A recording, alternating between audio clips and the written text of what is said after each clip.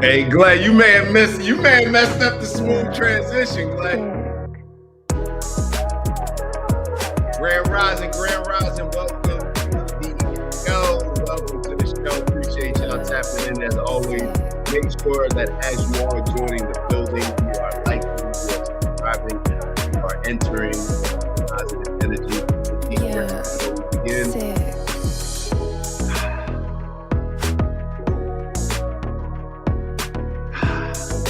Now we can woosah, have an amazing show, an amazing discussion. We got a lot to discuss. We're going to focus on Dave Chappelle documentary. Or I guess it comes across like a documentary to me, but I guess it's a comedy show, or it comes across as a lecture. But yeah, what's up, Glay? Talk to me, baby. What's good in the hood? I had to turn that music down, off. I just wanted the smooth transition. You didn't show any appreciation, so it's all good. It's all good. I heard you screaming from the restaurant. You could hear me screaming? It's because I had the mic in my hand. See, because y'all kept complaining, the mic's low, so I turned the volume all the way up. Like I heard you saying like, "Oh, Glay, where you at? You might have missed this one." Having me out here doing this by myself at 8 a.m., man. I was like, "Yo, he might have hit." Everybody want to just jump on camera at 8 a.m. I was like, he might have hit on something, bro.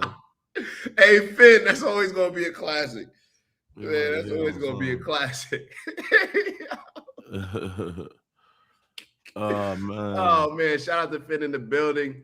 Shout out to Paula. What's up, Paula, Dr. King? Man, we got the whole family in the building. We got Abuhan. Abuhan sword fighting in the living room, he says. Sword fighting my toddler and listening at the same time, man. Love that, bro. Love that, man. Okay. Man. People giving Unc said, hopefully this holiday will not be too expensive for any of you. May each of you find comfort in what you spend and may it come back 1,000-fold. Yeah, let me say that again. Hopefully this holiday will not be too expensive for any of you. May each of you find comfort in what you spend and may it come back 1,000-fold. Love that, Unc. Love that, Unc. Shout out to Professor.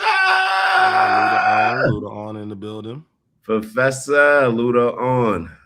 Enjoy your family time. Definitely. Everybody has to enjoy family time. I think that's always the biggest regret right after the holidays. And perhaps that'll be one of our biggest regrets if we are not intentional about it. And it's probably always going to be a regret. You know what I mean? When it comes to family, looking back, spending time with the fam. So always something to keep in mind. Definitely appreciate that. We got Phyllis in the building. Good morning, good people. Big Phyllis. Oh, Nora said the music low key is drowning out your voice. Yeah, I had the music on extra loud today. That's why I was trying to yell. But yeah, my apologies for that. I wasn't saying much. I was just asking y'all to like, asking y'all to like again, just so we can make sure that we're feeding the algorithm. So that way, go ahead, Glay. My bad. No, I said feeding that thing. Gotta feed that thing. Shout out to Jacob Green. Is Jacob? Are you new, man? Appreciate you tapping in either way. I may have seen Jacob Green before. Morning, man. Planning on taking my earbuds to the sushi buffet and watching Dave Chappelle Friday, man. Yeah, I love that. Yeah, well, you're gonna see some clips today of it, or at least hear a discussion about it and see some clips. I don't think it's gonna throw off the show because I saw a lot of these clips before I watched it.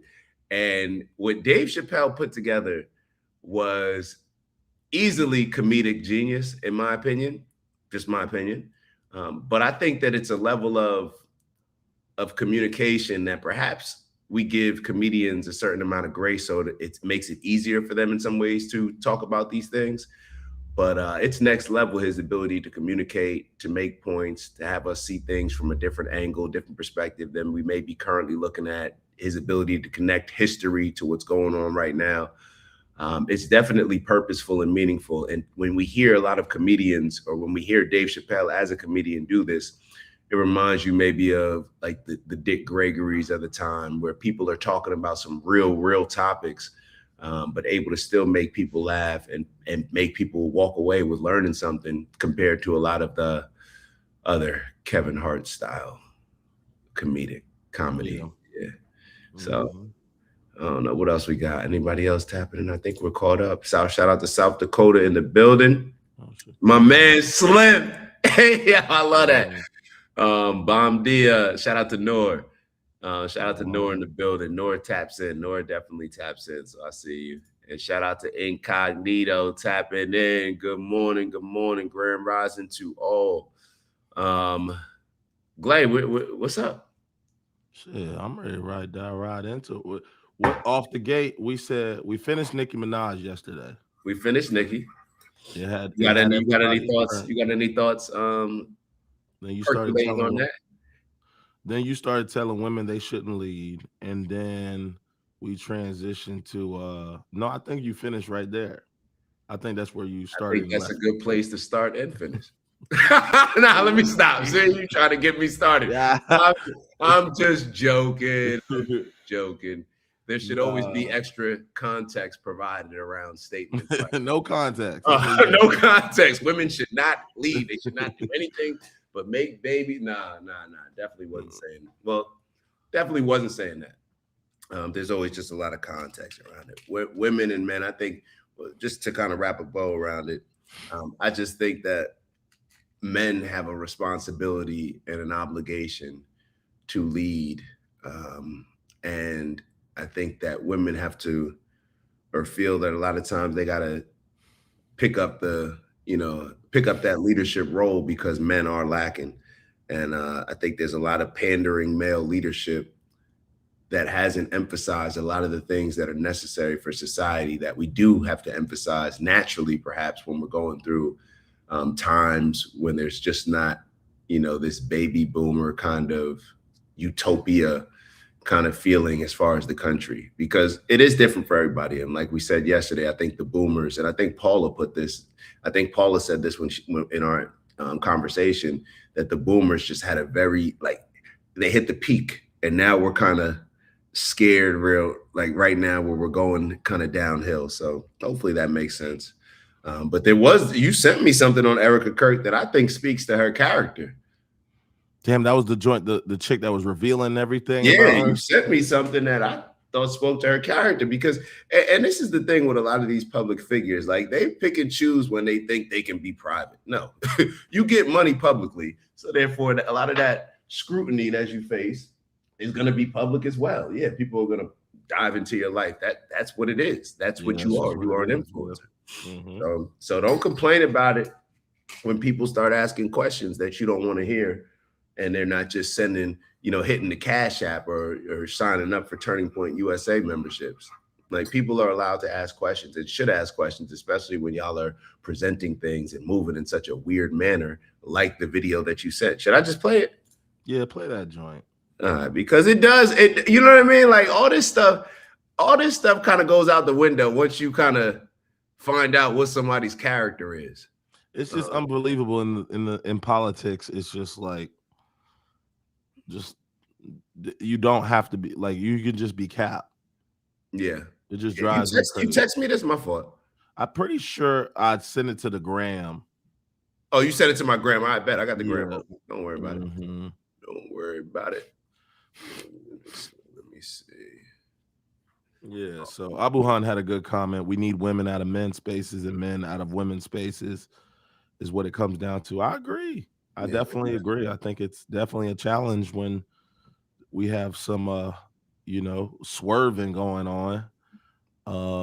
But I think it's definitely going to take a unified party to address these things. So, the guys calling out women, that women shouldn't be in these spaces, like, cool. We also need women saying this. Like, stop leaving us to call shit out. Like, stop being comfortable somebody else calling something out. That's a good point. That's a good point. Definitely lean into that one.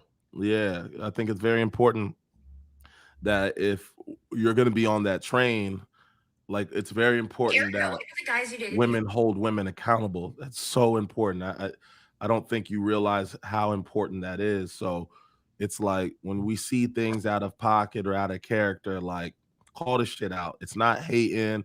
I know there's like some unsung communication amongst women where it's like they just somehow the girl code.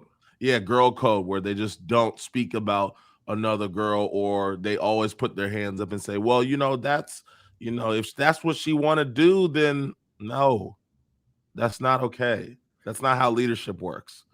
You don't get to just sit back and put your hands up and say, well, I mean, if that's, I guess if that's what, no. That's what a selfish individual does. And this is what happens when you have people leading with a selfish mindset. If she wants to, if I want to, no, how does this impact us overall? Sorry for cutting you off, Blake. No, you're right. Yeah. You bring an emphasis to that though, but that's important. Yeah. So it's very important that we get comfortable. Well, fuck comfort. It's very important that we understand what doing your job looks like, and that also may look like calling somebody out who may just have a lack of knowledge or just intentionally doing something selfish. No, you're never bigger than the team. You're never bigger than the team's agenda, and so I think that's very important that women are confrontational to the point where they can feel comfortable calling those certain things out and practice that. Mm-hmm. And it's like anything else that we talk about. If good cops don't call out bad cops, then will cops even care about the complaints? If everybody just rallies around, hey, it's us versus them, you're going to excuse a lot of the bad behavior and put your principles and morals to the side rather than hold yourself to a certain standard, right? Mm-hmm. So it's the same thing across the board. Yes, it comes across when the main thing that we're complaining about, and the issue is that when men maybe say certain things to women, it's not landing like that. There's a block in communication. The women that do see things a certain way, yes, we need you to voice these things. And it's the same thing. You could look at it when it comes to black on black crime. Mm-hmm. You can look at it when we talk about, a lot of what's going on between Israel and Palestine. People have to make their voices heard. It is an obligation to speak out on certain things and to address them in a direct way. When you have a unique related, I don't even want to say it's just about relatability, but when you have a unique, how can I put this? Like from a simplistic standpoint of black people can speak to black people maybe in a way differently than let's say just a white person speaking to a black person. And when you have like a little tie. So you have that in, you know what I mean? It's almost like your communication weighs heavier. Like you have an in that particular club. I don't want to, look at it like it's a club and nobody else can get in, but you have a particular in. I think people understand what I'm saying. So let me when you see somebody that, just like, and then Abuhan had said something earlier in the chat where he was like, we need the women that are married with good, in traditional situations, et cetera, to call this stuff out. That's exactly right. Yeah. So. Yeah. There's a unique forget all that girl code. I'm not on black code. I'm not on no code other than the principle, morals, and values code. That's what we have to get back to leading us in every aspect of life. And it'll just make things that much clearer. Maybe not always easier, but it'll be very clear. Yeah. Like there's no code. Whenever we're on code for something, like what does that even mean? It means we're excusing something that if we weren't on code and aligned with this group, we wouldn't excuse. Yeah, cop code, street code, girl code. It's never beneficial for the group and the team. Yeah. You want me to play this real quick and then we'll get into the main discussion? Yeah, for sure. All right. Let me turn the volume here. Hey, Erica, what about the guys you dated before Charlie? I was here for 5 years. I never dated here because I saw vicariously through my roommate how terrible it was. You were proposed to by Charlie in 2020. You started dating him in 2018. And 3 years before that, you were dating this guy, Tyler Massey. I mean, you guys would do couples photo shoots. This is still online. And this is only 3 years before you started dating Charlie. He's in heaven. Yeah, and 2 years later, you were dating this guy, Cabot Phillips, and here he is posting you guys on his public page saying, yes, we're that couple who gets painting lessons together. Again, this is a year before you started dating Charlie, and well within the 5-year period you claim to have never dated anyone, but you were out here dissing your roommate for dating. I always thought it was very strange how she would go to drinks with one guy and then go to dinner with another. Somehow getting drinks was the replacement of having coffee and breakfast. I personally would rather have coffee or brunch with someone than going, I don't drink. I find it unproductive. And why are you here drinking and dating on a reality show that actually was filmed the year you met Charlie? So you obviously were dating. So I'm not understanding your timeline. I mean, you're talking to a guy here who's asking you out on a date and you're taking his number? And here you are on your date. I've honestly spent the majority of my life being one of the most sought after bachelors.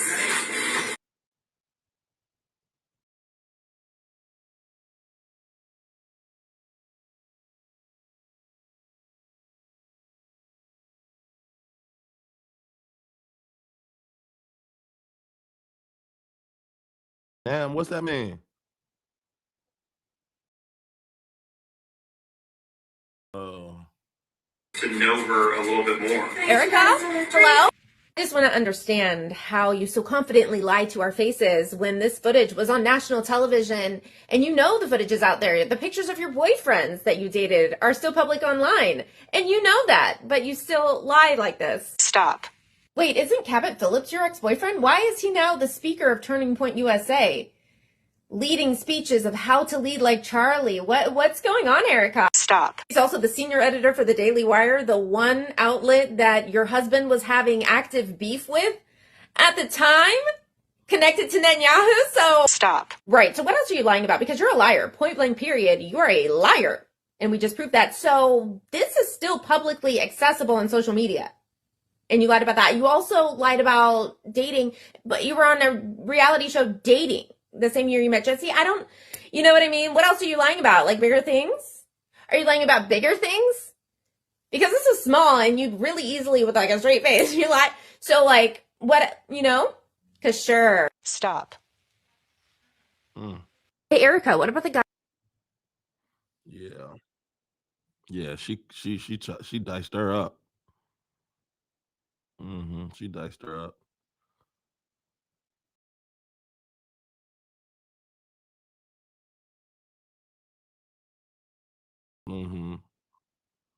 Like it puts emphasis on it.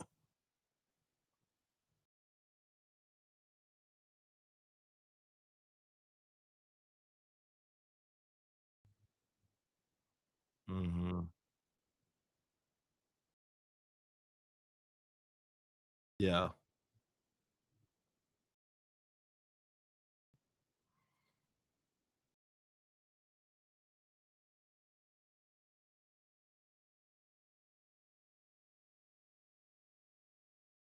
Mm.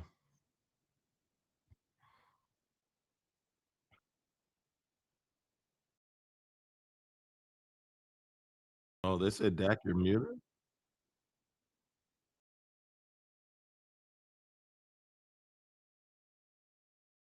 Mm.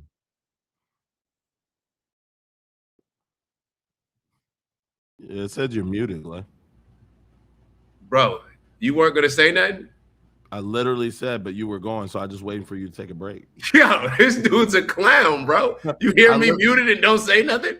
I can hear you. Oh, all right, but if you see them writing that, why would you not? Yo, this dude, yo.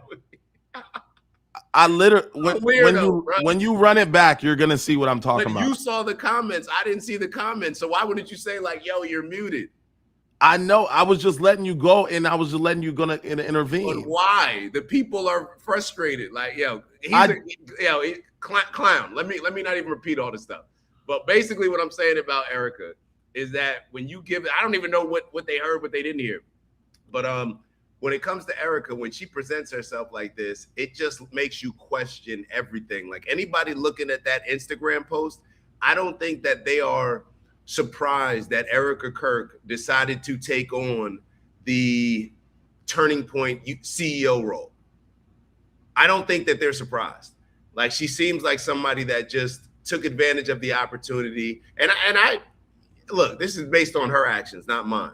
We've been saying this from the jump that she's moving weird, everything with Turning Point USA. They're capitalizing off Charlie Kirk's death rather than just mourning. That's what it seemed like. So there you go. There you go. Man, George said, read your chat. Bro, come on, bro. I'm trying to talk to y'all. Can't always read the chat. All right, so let's get into this PBD. You got anything to finish up with about Erica? No, that's it. All right. I'll see. Look at y'all. Hold up, man. Stop. Hey, don't be meat riding out here, Abuhan. He said, Dak, you're muted. Y'all hear how loud BK talks on a regular.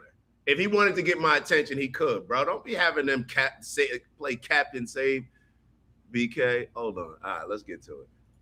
Do you want to go what Dave Chappelle said about Charlie Kirk? Sure. Let's go to that one. Can you play the clip about what Dave Chappelle said about Charlie Kirk? Here's Dave Chappelle. He said a lot of things this weekend. A lot of things. I don't know if you watch it or not, Vinny. Did you? How was it? It's okay. It was. He's the best. The first thing I saw, he had a Kaepernick, the name Kaepernick on the back of his shirt. I'm like, what the, like Colin Kaepernick. With all due respect, give me a effing break. The guy whose career went to shit, so he was like, let me grow my afro as big as possible and give me, come on. Well, let's read the story. And started hating on white people, and his parents are adopted I'm actually white. with Vinny. Go ahead and play this clip. Go ahead. Your thoughts on this so far? This dude is extra all the time. Isn't the same guy that was kind of flipping on Candace Owens? Like Candace has no friends and all that stuff. No, that was the other person, Adam. Oh, okay. That's Vinny. But I'm glad that you said that, because when you're confusing the two, that kind of shows you where Vinny is. Just the fact that you thought that was Adam. Adam's the one that's like super pro Israel. You'll hear Adam coming up later. Oh, he's on here. Okay. Yeah, but what? Like his career, like I hate the internet. Like just these people just get a S on their chest on the internet, bro. It's unbelievable.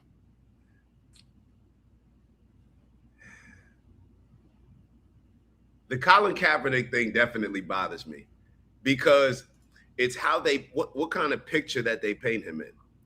You may not agree with Colin Kaepernick's stance. You may not agree with the method that he went about to stand up for certain things. You may not even, I don't know how at this point, but you may not even believe that he was actually genuinely standing up for something. I don't know how you would. But let me ask everybody who doesn't like Colin Kaepernick, have you ever risked your job in the way that Colin Kaepernick risked his? Have you ever gotten to a certain point where this is your childhood dream, something that every kid dreams about, and that he's in that position as a quarterback, a winning quarterback who was still balling? I don't care what they say, a winning quarterback. Have you ever sacrificed that type of thing, giving that up in order to fight for a cause? We can sit here and say what's right and what's wrong. Oh, he was disrespecting the American flag. People who start saying that, like, you already missed me from the beginning. So it wasn't about disrespecting the American flag or disrespecting the military. Stop it. And the only reason why he took the knee was because he actually spoke to somebody that was in the military, and they said that was a respectful way of going about his protest. And this Colin Kaepernick situation, black people did Colin Kaepernick wrong, bro. And have allowed now Vinny to say with everything that he's saying. And most black people can't stand on anything, because most black people at the time were not even supporting him. Niggas wasn't supporting Colin Kaepernick. Nah, where was Jay-Z? Cats was still watching football. I remember in my group chat, Bonds, you were there. We had a couple people say, second preseason game, I'm not watching football no more. I'm just letting y'all know I'm standing with Cap. I'm rocking with Cap. Fourth preseason game, Cat's back watching. Barely didn't even make it one game. Yeah, that's how. It was so frustrating, bro. One of our best friends, BW, was playing for the Giants. He was playing 5 minutes away from where I live, bro. And I couldn't go to those games. Just said, nah, I'm not going to these games, bro. And this was like 2 years after, I feel like, or maybe a year or two into it. And I'm just sitting here like, damn, like cats just like are so you can't even give up your entertainment to stand for a cause. You can't even give up your entertainment. And all it did was now give Vinny the space to disrespect Colin Kaepernick, as if other people who stood up against certain things like they're valued and just completely diminish Colin Kaepernick's legacy. This really bothers me. Really bothers me. Maya's right in the chat. Like, we would literally go chill with Dub after the game while he's disappointed that I didn't watch his football game, that I didn't go to his game. I flew out to Cincinnati, one of his last home games, and just sat in the apartment right across the street from the stadium to where him and one of my other best friends, Rob Livingston, was his coach, and just didn't go to the game because I'm like, nah, I'm supporting Cap. Like, if that's what we're doing, that's what we're doing. So this, and perhaps one of the reasons why I didn't feel bad at that time, I thought that I was just standing on principles, like, yo, this is what we're doing. This is what we're doing. And perhaps the reason why I didn't feel bad is because I was so pissed off at the players. Why aren't any of y'all taking a knee? What did we just talk about earlier? It helps when women are calling out women, right? They have a different angle. So if all the players, what they did was by not taking knees and by not rocking with Kaepernick, all they did was put a target on Kaepernick's back and allow him to get up on that cross and be crucified while everybody just looked. And then years later, you'll have some people that are rocking with him, some people that are hating him. Sounds familiar. So let's keep it going. I don't want to make this just about Kaepernick, but if you watch the show, did you notice that the way the stage was set up, which was completely different than most of his stand-ups and most stand-ups period, most concerts period? No, what was different about it? He was in the middle. And the crowd was surrounding him like in a circle. So therefore, when he wore that Kaepernick, he knew that he would continuously walk around and that Kaepernick would always be noticed on the back of his shirt. Because normally you don't even see the back of a comedian's shirt. Oh, I feel like I've seen Kevin Hart come out on the stage. He's done a circular one. I haven't seen many. I haven't seen Cat Williams. The Kevin Hart ones that I've seen, I didn't see like that, like the Jamie Foxxes, the concerts that I've gone to. Matter of fact, we went to see Dave Chappelle in person. And it was, the stage behind him. Like it was nothing behind him. You never got to see hhis back. So I definitely think that was intentional. Seems like he's trying to, and it seemed like those were a lot of the things that he was connecting.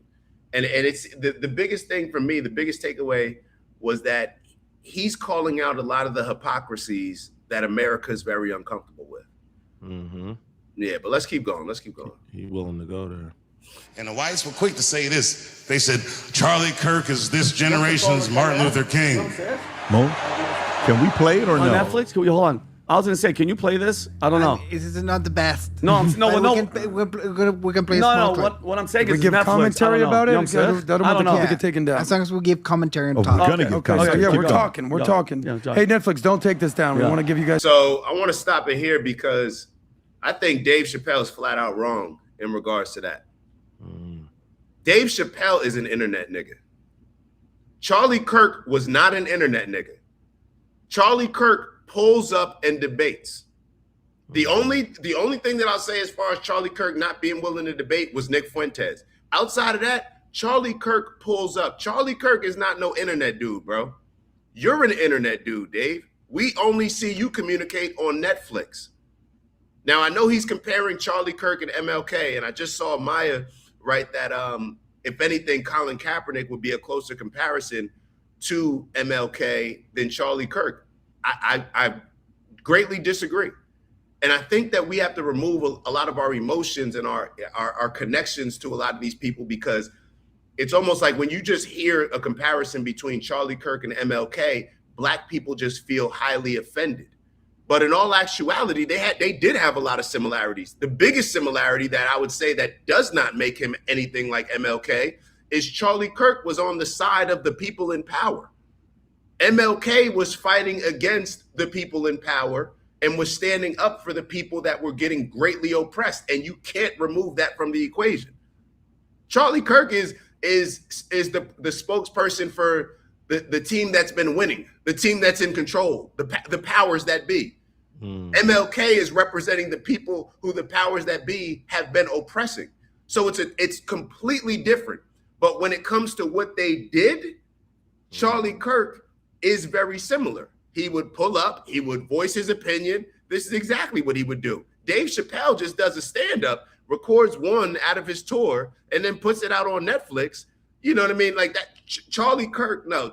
And when it comes to comparing Colin Kaepernick to MLK, Colin Kaepernick was silent on a lot of this stuff. That was one of my biggest criticisms of Colin Kaepernick as somebody that did not watch football for years to support Colin Kaepernick. I probably just watched the full game this season, maybe last season. But when it comes to Colin Kaepernick, he never voiced his opinion. He never stood up and actually put into words. Now, he protested in his own way, but the comparison between an MLK who used his mouth, you know what I mean? Like he used his voice, he used his words. It's not even close to a Colin Kaepernick who never used his words. He just used a different strategy. So it's different. What are your thoughts on that? Yeah, I mean, I think you gave a perspective that I didn't think about, because when I think of MLK, like you said, I was, or like Maya was, I'd naturally be like, oh, nah, he wouldn't know no MLK. But, I also didn't know Charlie Kirk until he did die.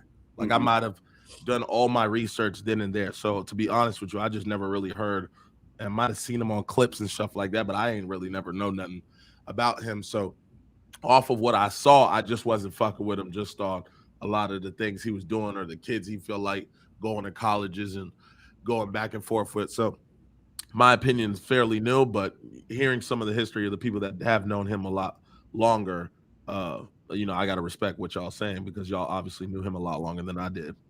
Let me also add this in.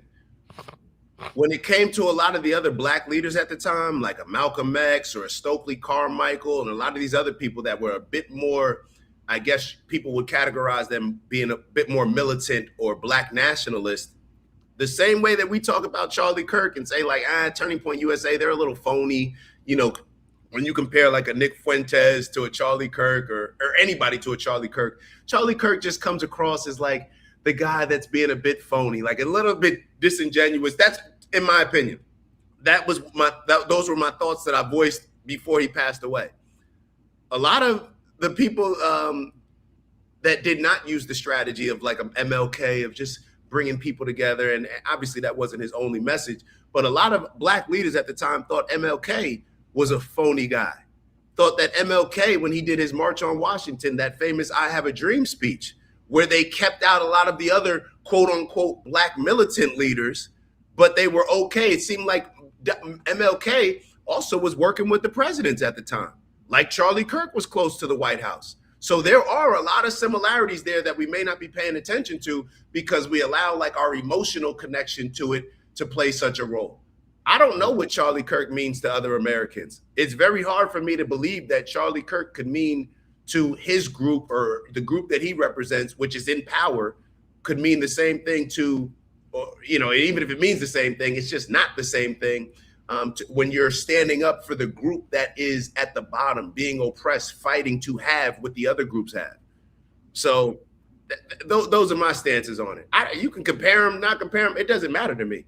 But we can dive into both. I mean, then when people start comparing, let's go forward with the video because they're going to get into their opinions as well. But Glay, you want to finish off on that? No, I mean that's all I had. So what were your thoughts? What were your thoughts before I spoke? On between Charlie and when you heard like that, being voiced, Dave Chappelle up there, he's very compelling. Yeah, like I'm really anybody who really just not really 100% for Charlie, his wife, like that. I'm with anybody who not fucking with them. Because I just felt like their energy has been a little bit extra. So when he says that, but remember, I haven't done my research on MLK. I think MLK is the quiet, like peaceful activist, like you said, that represented an oppressed group of people. So in my head, based on what I know about MLK, I'm like, who is this?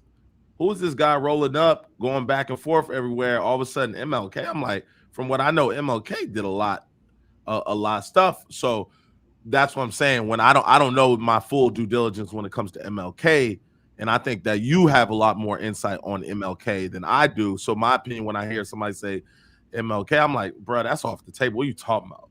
But then if you know about MLK, you may obviously say differently. Yeah. I get it. I'm with you on that. Let's keep it going. Could you It's a imagine shame. Dr. This King is was actually a shame. Okay, let him finish. Let him go ahead, Adam.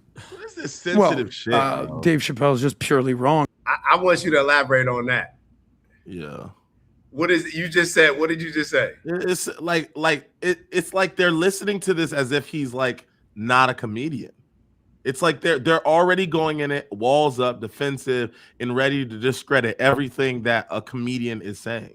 So I would assume that comedians can twist the truth, make it fun, make fun of this, make fun of that. It's like that's the creative freedom that we allowed. So like what he said was funny as hell.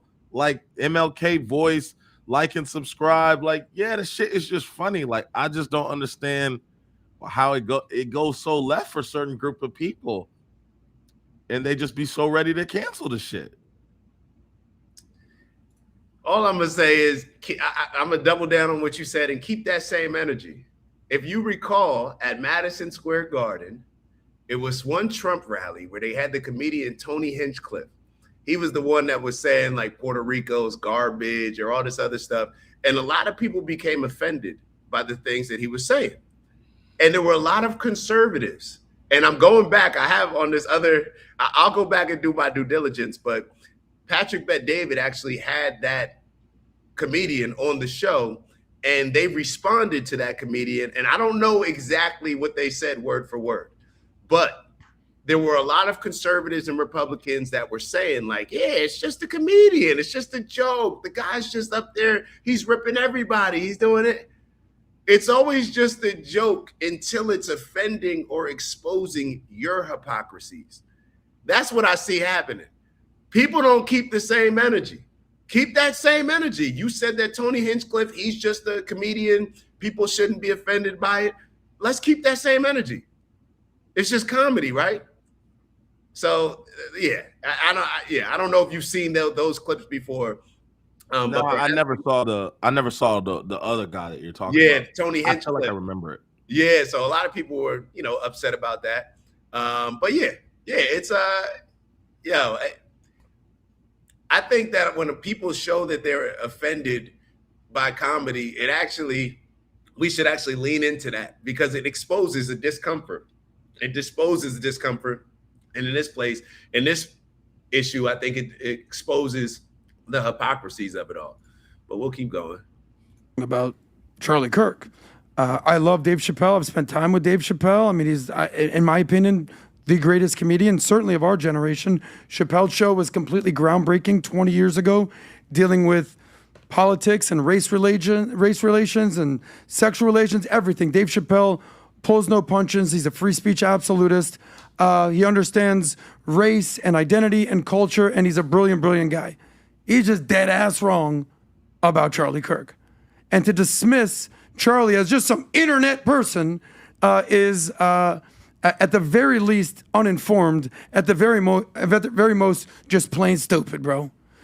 Charlie Kirk was a monster, a giant in a political, social culture that thrives off social media. He's not a social media influencer like some OnlyFans chick or some kid that's just doing it for likes and clicks. He built a full-on coalition that helped Donald Trump win in 2024. So to dismiss that as some internet person is naive. And again, this is the whole thing. I'm not going to condemn Dave Chappelle or say that he's wrong about everything. Dave Chappelle's right about most things. He's just wrong about this thing. Benny. Yeah. Just to, I don't know if you caught what he just did right there.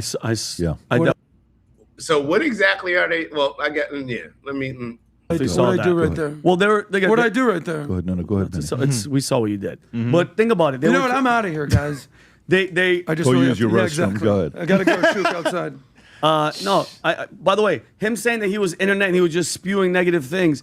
Charlie sat in front of college campuses and people all over the country and engaged because of their negative crap. He was the light. He was the positivity. So to compare, to say that, and mind you, yeah, Martin Luther King. That's wild to say. He sat in front of them because of their negative crap. He was the light. Like, that's where the entitlement, like the low key, like, I don't even know. You can't say it's racism because he was sitting in front of all different types of people. But that's where some type of classism or something comes into play. Like, let me run that exact part back. Like, people all over the country and engage because of their negative crap. He was the light. He was the positivity. So to compare, to say that, it's just the meat riding, bro. Like it's just like sometimes you got to go overboard with the stuff. Like, what makes you think that they're the kids that he's debating are just the negative ones? And if that is the case, if you're categorizing all those kids because they're just silly, dumb college kids, then maybe he should debate an adult. Like, that's my takeaway on it. Yeah, Charlie can't be the light. Go debate some adults then. Go pick on somebody else's size. Like, that's kind of the energy. I don't know. Let's keep it going. And by the way, Martin Luther King. It was Martin Luther King. I get it, civil rights and all that stuff. But to brush him off as some internet guy. And by the way, Dave Chappelle is another one of these guys that just has that victim mentality. At the end of it, he's like, man, we got to get this mother effing the orange man out. Like, really? He said that? So because he said we got to get Trump out, he has the victim mentality. See, I'm all for people embracing whatever opinion that you have, but you got to back that opinion up with something. In what way is he embracing victim mentality? He's staying on the internet. He don't fuck with enough. Yeah, like I don't see where the victim mentality now. If you're sitting here saying, "Oh, he's trying to appeal to this group," and break it down, bro. You gotta connect the dots. We're not about to connect them for you. You making these statements, connect the dots. He's a clown. Is it?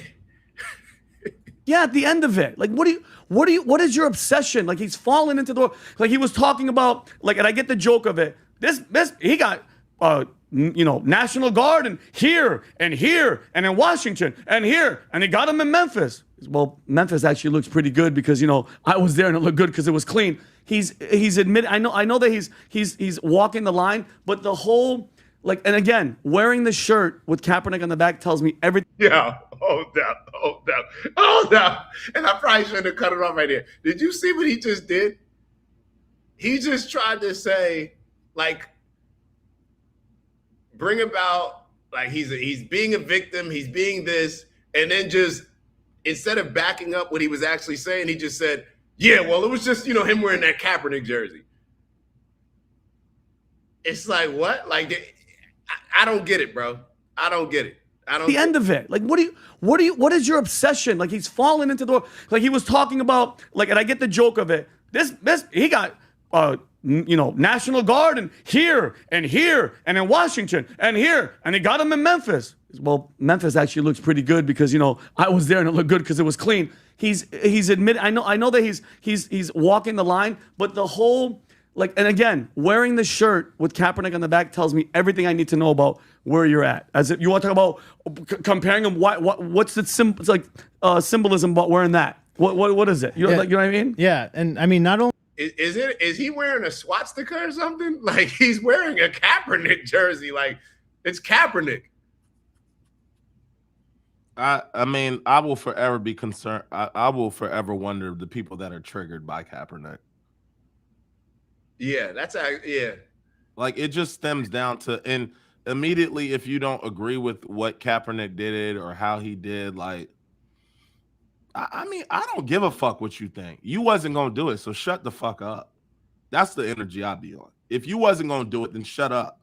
Like, I just hate that the crowd always thinks like they can always say something that they're not willing to do. Like, all right, bro, that was his career. That's what he chose to do. He earned, getting there. He earned his way out. Like, he took accountability for everything he did. Like, what, like, enough with your, like, opinions. This guy's, like, I just don't, like, for Kaepernick's name to still just constantly be dragged, it's just like get it over the shit. And second of all, the joke that he said about Memphis is not even the way he said it. I could tell he didn't even understand the joke. He said that Memphis needed the National Guard. He said all those other places I wasn't fucking with it. And then he was like, but hold on, Memphis might need it. And everybody started laughing. Why the fuck can't we laugh about shit? Everything ain't gotta be so buttoned and tied up and so political to the point like you're hoarding everything about it. And this level of passion and emotion behind it is why we can never move the needle forward and get anywhere. Even through a stand-up comedy show, you're triggered. Like, so where aren't you triggered? If somebody you know who literally is a comedian, meaning you know what he's doing, you know why he's here, you know he's going to push the agenda, and you know this. So whatever your emotions are and however they are, you should probably go into this situation in control of them, because you look real foolish punching air because of what a comedian said. Now, somebody off the street said it, cool. That's a little different. I think that we would be a little bit more understanding to that. You're watching a comedian crack jokes on people and you find a way to be offended. This is what's wrong overall with just politics and everything else that we talk about. Religion, all of it. It's always off the table. We can never talk about it in a joke. We can't talk about it when we're serious. We can't talk about it too much. We can't take a knee when they want. People who want to do what they want to do when they want to do it shouldn't be able to do it. It's like we're all for censorship. We're all for not being able to talk, or we're all for freedom of speech. But it's just like, no, you're not. Like, we're always running behind these amendments and these policies. No, you're not, bro. You want certain people to speak and certain people to be quiet. Y'all not hopping on there like Myron Gaines and saying, I don't care what side he's on, he should be able to speak. I don't fuck with him, but that doesn't mean I don't agree he should be able to talk. It's only certain people that they are okay talking. So that's what makes this so, like, it makes us wonder, all right, what are we doing here? Like, what is this battle and this disagreement really about? Because we're sitting here in a space now where we want certain people not to say certain stuff, but then we want them to be able to say certain stuff, but they're victims if they say certain stuff. So we're going to categorize you as you have a victim mentality because you're saying certain stuff that you don't agree with. So if you don't agree with the shit that I say, then like you're trying to censor everything. So it's just like, this is what makes these type of these topics become so monotonous and so exhausting, because even in a space of a comedian, they offended, meaning there ain't no way we can ever move people to a common ground and try to continue to push world peace and get people to say, what are you bringing? What's your thoughts? And have an amicable discussion. If even in a space of jokes, you can't even fucking joke about it. You're too emotionally tied to everything. And this is why we can't move the conversation forward, so we can find some common ground and see where our disagreements lay and possibly go about them differently. We're never going to get there. Why? Because the people that saw Colin Kaepernick do what he did aren't willing to hear any other side than what they feel, not what they know, what they feel. Oh, I feel like he's offensive, so I don't want to hear nothing about Colin. How are we ever going to move a conversation if you're not willing to talk about what you're offended by? I'm not going to argue with my girl if she's not willing to tell me what she's offended by. Don't worry about it. Don't worry about it. Well, how are we going to move this forward?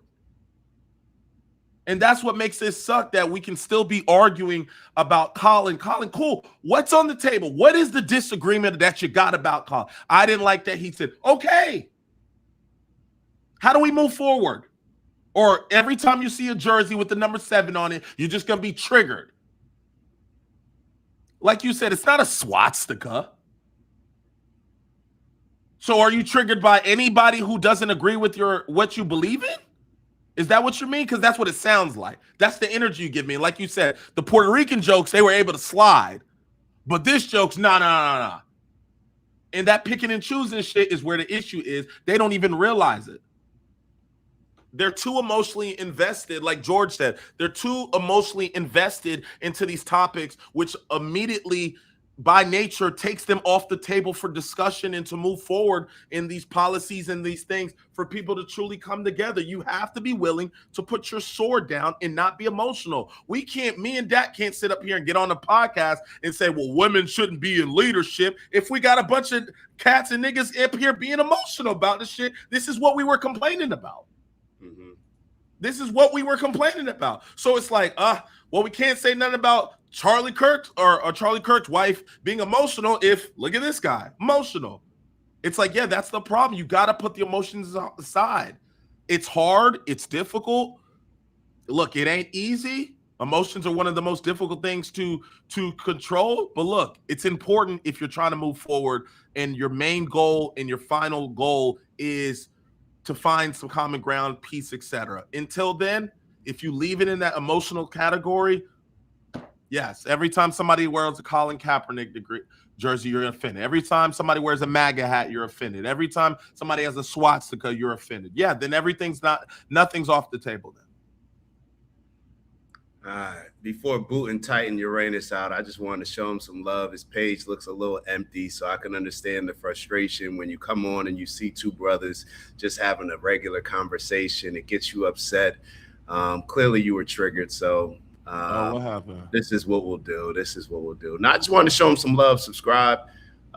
Seemed like he needed some attention, so I just wanted to give him that. And I figured out how to, you can see on here, I figured out how to remove people now. So there you go. Dang, Titan's gone. But if you want to show Titan some love, subscribe to his channel, and we can go from there. But yeah, let me get back to it. But yeah, my fault, be glad. I just had to address something in the chat. But yeah, I agree with you on everything, especially when it comes to Kaepernick. It's like you're cool with somebody standing against or opposing the government or opposing this or standing up for this right. But for some reason, that Colin Kaepernick, like when they see somebody, and maybe this is what it is, when the powers that be, shout out to Professor, when the powers that be see somebody who's willing to risk it all in order to get their point across, they're worried that may rally a whole bunch of other people to do the same.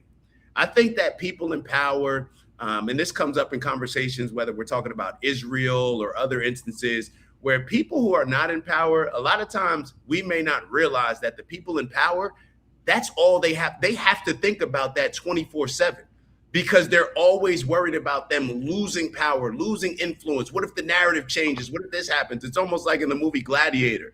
Like that mob can determine a lot of things. And with the mob being fickle, you always have to worry about people going from this place to this place. So people are just offended and need to, it's not even about what Colin Kaepernick, it is about what Colin Kaepernick is standing up against. But it's almost like J. Edgar Hoover looking at Malcolm X and saying like, oh, he could be the Black Messiah. Like he's just going to get control of this group of people that we need to control. So we can continue to finesse, that we can continue to manipulate, we can continue to divide and conquer and place this group against that group. They just don't like somebody standing up and being willing to risk their job, because a lot of times, how do they silence people? When the kids were doing the pro-Palestinian marches at their colleges, what was the response by a lot of Jewish people that gave money to those schools? Get their names. We're going to make sure they never work here. We're going to make sure that they never intern at this particular place. That's like the biggest threat. Oh, we're going to make sure that you never make money. We're going to cancel you so you make money. That's like the power play. So when you have a Negro or anybody else who's bucking that system, now they got to break that buck. And that's what happened with Kaepernick. What do you actually disagree with that he stood for or was standing up against? What do you even actually disagree about? Like now America is just full of patriots. Everybody, oh, you're that offended that he just took a knee. You know what I'm saying? Right. It's like, what are we really doing? You're that offended. Like, so you were at the house eating beef nachos, and you got upset because somebody chose to take a knee and be peaceful while you were stuffing your face with nachos, and you wasn't saying what you didn't give a damn anyway. You were there to watch an entertaining show. Right. So, like, let's be honest. You don't care about what happens before the game or after the game. Don't all of a sudden now you all concerned. You wasn't concerned, bro. What is it? You want some shut up and dribble type energy. That's what y'all want. Y'all like when LeBron keeps politics out of it. Oh, but to a certain extent. Oh, unless he's standing up and saying he stands with Israel. They love when the athletes do that. They love that. They love that, right? It's funny to me. It's funny to me. It shows what gets under your skin. It's like, damn, Colin Kaepernick. Damn, I didn't think it was that impactful. Yeah, like as a person, I guess it was. Yeah, as a person, like for me, like I see what he's did. I'm just bro, I'm confused as why all the passion. Like I'm an American just like you an American. If somebody disrespect America, I'm with the same energy. I'm not getting what you're getting from that. I'm not pulling this triggerness that you're getting from that. Like I was reading with the title. How are you pulling that from the situation? You know, how are you pulling that from the comfort of your mom's basement? Yeah. And so Robert wrote, what was annoying was the media that used Cap to push the race war. That definitely was a component of it. That's true. So that's true. Nothing wrong at all with acknowledging that. And I would agree. I agree. That's a great point. The media does push, but but then I would have to say, is the energy the same when the media is pushing something that you do align with? Is it the issue that the media is pushing it? Is the issue that, okay, the media is pushing this race war? Okay. And for Robert, I do believe, just based on our interactions with Robert, it probably was just about like, hey, they're trying to push us towards this racial war. They're trying to create this civil war. They're trying to divide and conquer, and they're using Colin Kaepernick to do that. If that's the case, then I would have loved for some people to maybe, instead of trying to ignore Colin Kaepernick, instead of trying to cancel Colin Kaepernick, to get out there and just say, like, look, we support Colin Kaepernick. However, we don't like that they're pushing this race war. We don't like that Colin Kaepernick is using it or is being used to push this race war. And this is why I said one of my criticisms was him not speaking out. You know, when you have a leader that's just doing things and not making things clear by using your voice, it can cause some type of confusion. Just my opinion. So I understand what Robert's saying. No, I agree. And what I kind of see with the situation, it's giving victim mentality to me. You took Colin Kaepernick's situation and you took victim route. That's what you did. Mm-hmm. That you're becoming a victim. That's what you're doing. Mm-hmm. Because let's just say if somebody walked past you, Dak, and called you the N-word, and you punched him in his face, they're gonna say, well, why didn't you just control yourself? Yeah. Why did you let that trigger you? Yeah. They're gonna tell you you should have took the higher road. Okay, cool. So that's what he did. Why y'all so triggered? Relax. You know what I mean? Like, don't be such a victim. The military means a lot more than somebody taking a knee during a thing. And he explained that to you. How are you going to choose to be triggered on something that somebody explained that it wasn't the situation? You think Colin didn't understand what was being said and he was like, oh, no. That's not what I'm doing. I'm just taking a pic. Oh, okay. Once you got the explanation, you still drove the narrative that it was something that it wasn't, meaning you wanted to be a victim in the situation so you could get people on board. So you can't pick that victim route and then then continue to want to But we've been talking about somebody wanting to play victim for the past couple months. We know a certain state, a certain country that wants to play victim and use that as a justification to be overtly doing what they're doing. You know what I'm saying? Yeah. And to be fair, like as I'm sitting here thinking, like I'm asking myself, if Colin Kaepernick protested and did it again, if I could go back to it, would I support it? And maybe this is to Robert's point. That's why thank you, Robert, for bringing that up. And I've thought about this in the past. I don't even know if I would still, like, I would support Colin Kaepernick, but I question whether or not I agree with the cause. And this is why I say that. what do we talk about a lot on this show? Groups of people policing those particular groups of people. We want black people calling out black people, Jewish people calling out Jewish people in Israel, bad cops calling out good cops calling out bad cops, Americans or white Americans calling out white Americans. However, like, you're in that group. So I think everybody should hold their particular community accountable. Like, not to say that your entire community, but I just think that in this very sensitive times, it's easier. You don't have to deal with when a white person's telling you about black on black crime. There's naturally a defense mechanism that comes up where it's like, hold up, bro, you're not in that place to say it. Well, what makes you not in that place to say it? I think that you're perfectly fine saying it. However, I think that it lands differently and it's more effective when a black person is holding black people accountable. So when it comes to Colin Kaepernick, I do agree that, even like I told you, I was rocking with Colin Kaepernick. I was out here making poems about him. Like, I was standing with Colin Kaepernick. And I do believe that it was what Robert said, used to create more division. And I would have wished that, now looking back, Colin Kaepernick, I think it would have been more effective. If your goal was to truly help black people, I think it would be more effective if you poured into black people and didn't even make it about America. Didn't even make it about what white people or white Americans or what America is doing to black people. I would have preferred Colin Kaepernick, and this is me just looking back, armchair quarterbacking it. I was 10 toes down with Colin Kaepernick, and I still am 10 toes down with him now because I appreciate the fact that, we can after the game say, oh no, you should have done this, or I would have done this, or I would have done that. Yeah, you weren't in the game. So it's easy afterwards to say what you would have done and what you should have done. All I do know is that Colin Kaepernick made a sacrifice for a cause that he believed in, that a lot of people, 99.99% of people on this planet, would never make.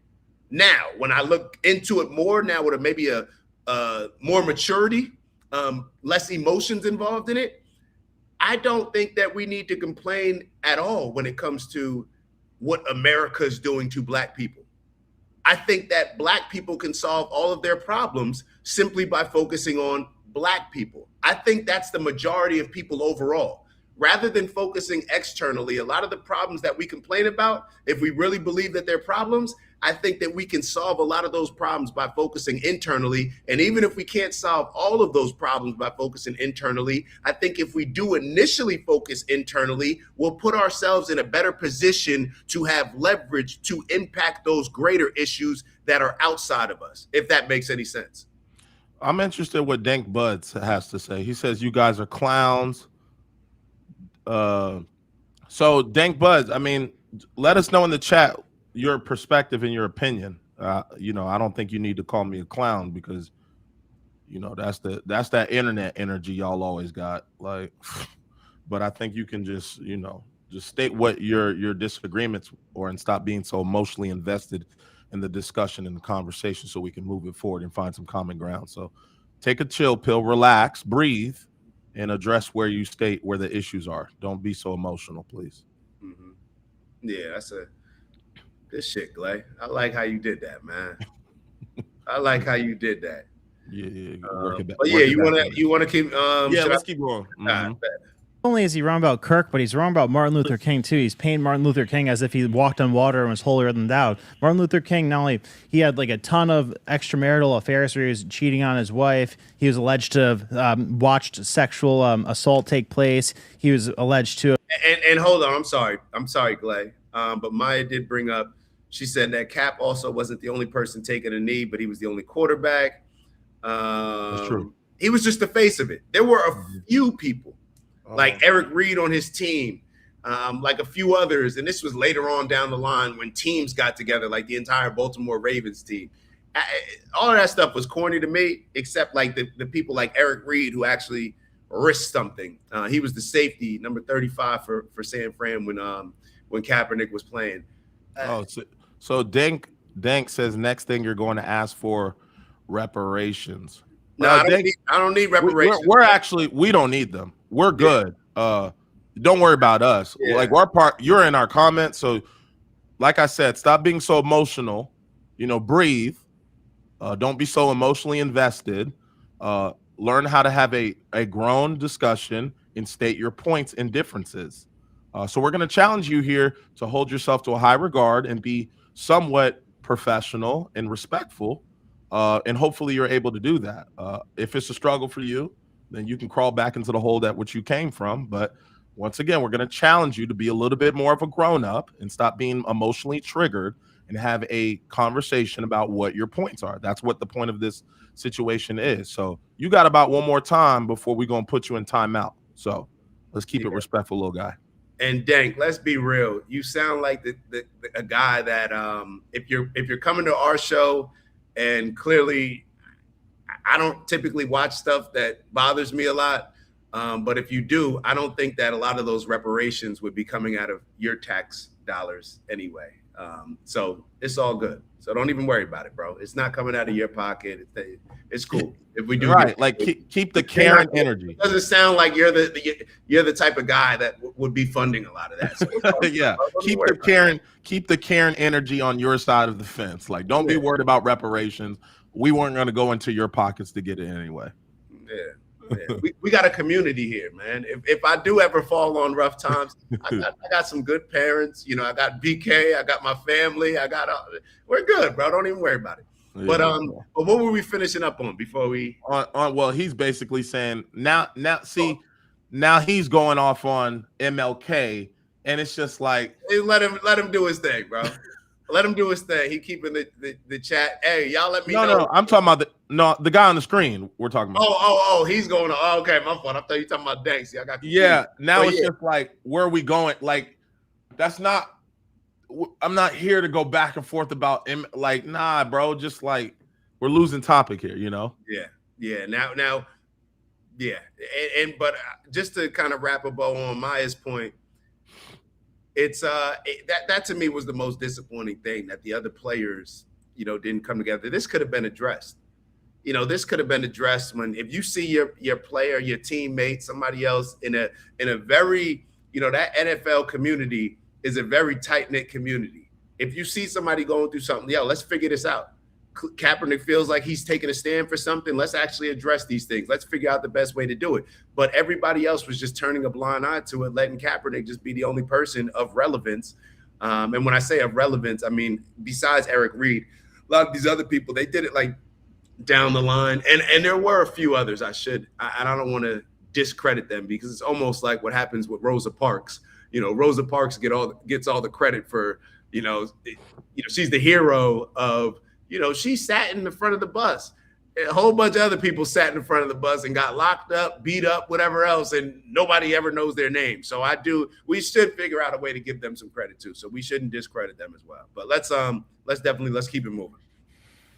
Let's see where you're at. As if you want to talk about comparing them, what's the symbolism about wearing that? What is it? You know what I mean? Yeah, and I mean, not only is he wrong about Kirk, but he's wrong about Martin Luther King too. He's painting Martin Luther King as if he walked on water and was holier than thou. Martin Luther King, not only he had like a ton of extramarital affairs where he was cheating on his wife. He was alleged to have watched sexual assault take place. He was alleged to have done numerous plagiarism throughout his academic career. So like a lot of the stuff that he was saying and a lot of stuff that he had credit for, like, might have been BS, and he wasn't the person he painted himself as, like where Kirk was like super Christian, super good guy. And you don't think if MLK was alive today, he'd be using the hell out of social media? Of course. Hold up, bro. Why you say that? Why you? It's just like the things that he's using to have this discussion. Like, bro, whatever. Turning it personal. Yeah, like just you're taking it where it's just like it's just becoming so unproductive here.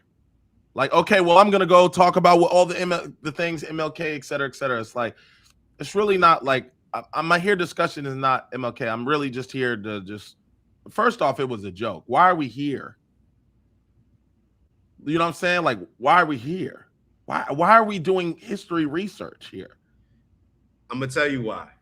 Because Dave Chappelle is a comedic and communication genius. This is what is supposed to happen when you have an amazing comedian, a comedian that is able to tap into that highest level of bringing about real issues, real topics, things that people are emotionally triggered by, and making people laugh, and then making people very angry. Let's get Dank Buds out of here. Get him out. Yeah, this is a very feminine chat. This dude, I don't even know if it's a female. I don't even understand why. And Like Dank has come on before. Yeah. And I don't recall a lot of these issues, but he's emotionally triggered. We'll put you in timeout. We'll put you in timeout. Dank, we're gonna put you in timeout. 5 minutes, 10 minutes, 30 minutes. Give him a little 5-minute timeout, cool down. Let's put him in a 30-minute timeout so he understands his place. 30 minutes? Yeah. Dank, we're gonna put you in a 30-minute timeout. If you want to reflect about the decisions and how you approach this conversation. And if we get another issue out of you, you'll be blocked. Okay. So we doing 30. We got 5, 10, or 30. We doing 30? You got 30 minutes. And 30 if we minutes. have another issue out of you, we're gonna put you on a block list and you're gonna be there for the remaining of the year, and we'll think about having a discussion whether or not you get access to the chat again. Okay. So, we protect this community, bro. Yeah, we're gonna protect the community. So at all times. So think about what you did. And now we're gonna clown you for the rest of the show, and you can't even respond, bro. Yeah. Just because if you disagree, just say what you disagree about, bro. We'll entertain it. Maybe even give you a link to jump on camera. There's nothing wrong with disagreeing. It's just keeping it respectful. But yeah. So it's all good. I didn't even see everything that he wrote, but yeah. Yeah. Right, When he said the chat was feminine, I said, okay, you got it. Not our chat. You're not gonna come at the chat. Yeah. You can come at the black guys in the corner, but you're not gonna come. You ain't gonna come at the chat. You ain't gonna come at. It's always up with the chat. You feel me? It's always up with the chat. You feel me? Oh shoot! All right, so hold on. Let's keep going, or what are we doing? Yeah, let's keep playing this thing. Of course he would be. So. Oh wait, well, hold on. But we do gotta talk about MLK. Does his character and what he was doing in his personal life, is that a fair criticism? Absolutely. Like I said, I don't know enough about MLK, the intricate stuff that people know about. I know MLK in a very surface way. Grew up in Atlanta. For us, it's like MLK is civil rights leader. Like, he's the guy. So there are other things that have come out to show that. So for me, it's like, okay, I feel you, but you don't give a damn. Even if MLK wasn't all that stuff, you didn't care. You was never going to say anything good about him because you want to look at your response to why Charlie Kirk, his reasoning was because he's Christian. I'm already not having this conversation with you. As if everybody who is Christian abides by the Christian law, who stands in Christianity. Like, that doesn't defend it to me. So when you start saying these certain things that doesn't really make somebody good or bad, I'm just not really off like that. Oh, he had a couple girls, blah, blah, blah. Yeah, and Trump was on the Epstein files. Like, I don't feel like doing this thing. Like, it's clear as day that people gonna have these things, and I'm not giving an excuse to it, but I'm just don't feel like going back and forth about the semantics of what they do and not do, because we're just getting to a place where it's like, oh, well, he had a side girlfriend. Man, okay, bro. And everybody who had a cross around their neck, it doesn't necessarily mean they're godly in their behaviors either. I don't want to talk about that. That's not what's going to move me about Charlie Kirk. State to me the facts about what Charlie Kirk and why you feel like the way. MLK having a couple shorties on the side, et cetera, that wasn't going to move me anyway. You know what I mean? So I'm just interested, like, get out of the semantics of all of this, because now you want to be like, oh, well, he had a side piece and he was acting this. And it's like, man, all right, bro, I'm going out of here. This is not what I'm not here to talk about this. I just want to know, hey, man, you say Charlie Kirk was king. We're just interested in why. He said why he felt MLK, why Charlie Kirk wasn't. Okay, cool. Like, we can have the discussion, but it's just like his reasoning for why he's not agreeing with him is because he was a Christian, or agreeing with Charlie because he was a Christian man. Man, get out of here, bro.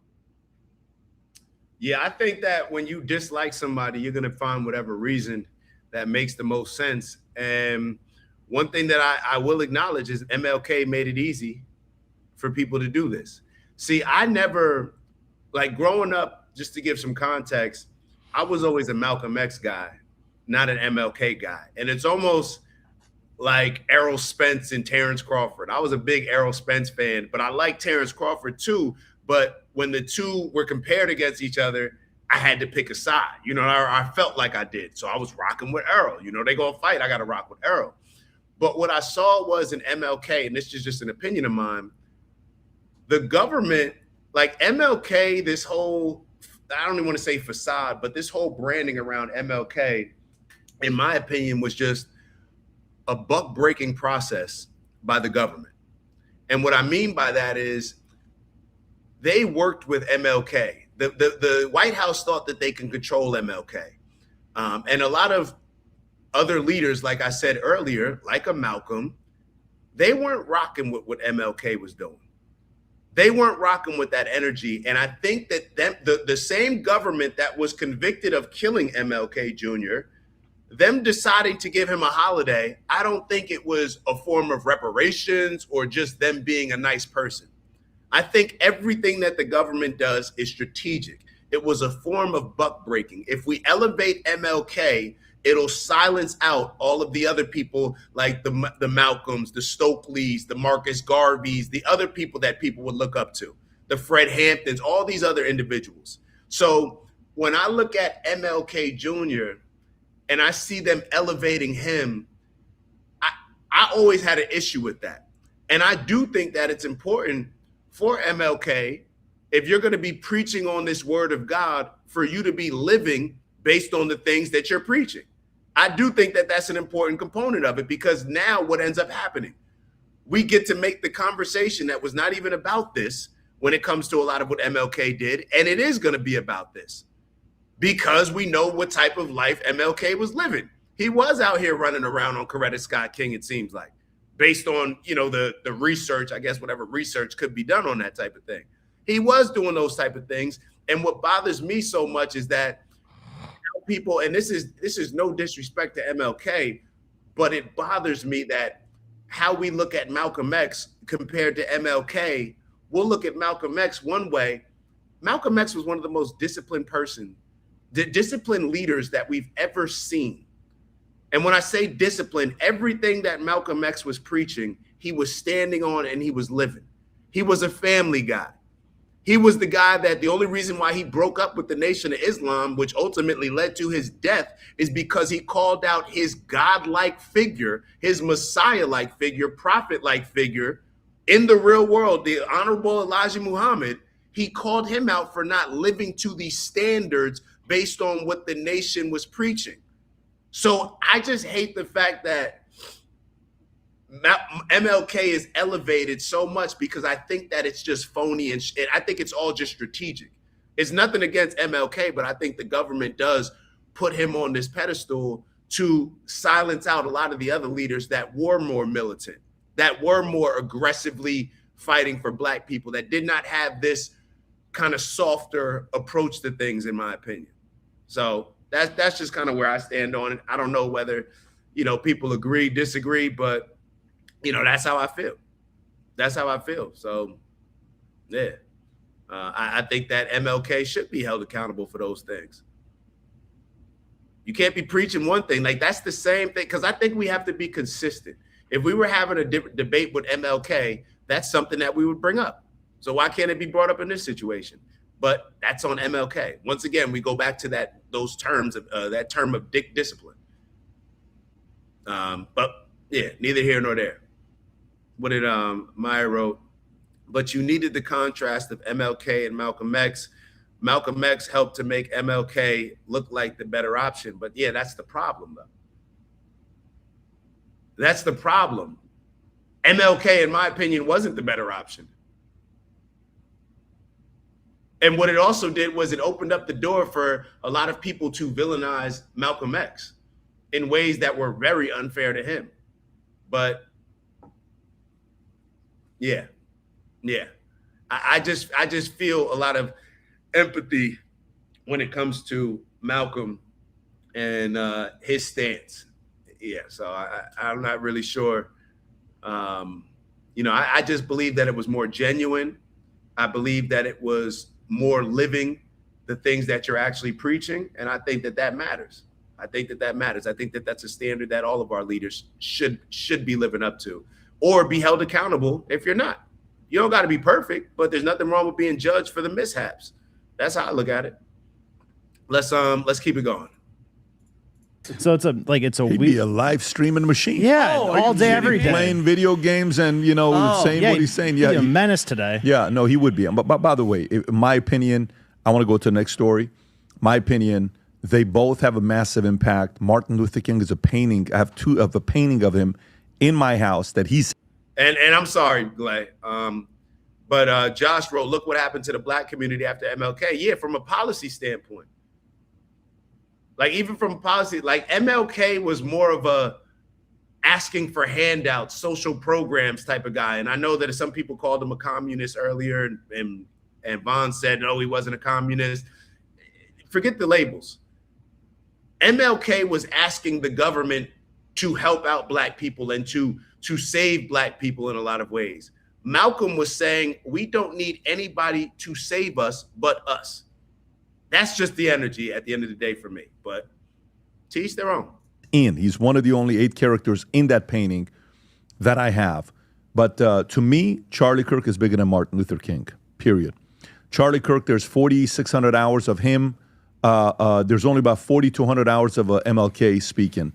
You talk about the personal life, even if you go watch some of his documentary, if you type in just type in Dead Mentors as the painting. That's what you got to type. If you go look at some of his documentaries and what he's done, Dead Mentors, not Dude Romney, Dead Mentors. Dude Romney. There you go. That's a go to images and you'll see it. So, no, but to me, Charlie Kirk, what he did is a lot tougher, much bigger. I wouldn't say much tougher because MLK, what he did at his time was tough. But Charlie Kirk made a massive, massive impact. MLK, peaceful protest, the things that he did. Selma followed his story very closely, but I just think Charlie's legacy is going to be bigger long-term than MLK's, my opinion. I think Charlie's legacy is going to be not 2 times, 100 times bigger than MLK's long-term. I got a question. Simply because there's more stuff that's documented with Charlie than there was with MLK. I don't know. First off, that is I got a question. My fault. Yeah, go ahead. What did Charlie Kirk do? Because I'm still learning who Charlie Kirk was. It's a good question. And how Patrick Bet David finished off that statement. There's more things documented. Dummy. Like, I don't think there's more things documented about Charlie Kirk than Jesus. Is he going to be bigger than Jesus too? Like, it's just, this man wants to be a white elite American so bad. Like, whenever I watch his show, it's like he wants to be he wants to be in the club so bad, bro. You can have that opinion, but the reasons that you're giving, or the lack of reasons that you're giving, simply don't add up, bro. Simply don't add up. You're saying what Charlie was doing was harder. Charlie was representing the establishment. MLK was representing the people that the establishment was oppressing. Like, what are we talking about? Like, how many Charlie Kirks have been killed? People that represent the establishment. That's actually what makes Charlie Kirk's death so kind of big, because it's like, oh, damn, he was representing the establishment. Like, how did this happen to him? There's countless black people that have been killed, poisoned, whatever else, mystery deaths, Malcolm X, Khalid Muhammad, Fred Hampton, Huey P. Newton. The list just goes on and on and on. They'll kick Marcus Garvey out the country. Like, we have to understand this. Patrick Bet David is a clown, bro. And I really mean that. Not to just name call, but this is just clownish behavior, bro.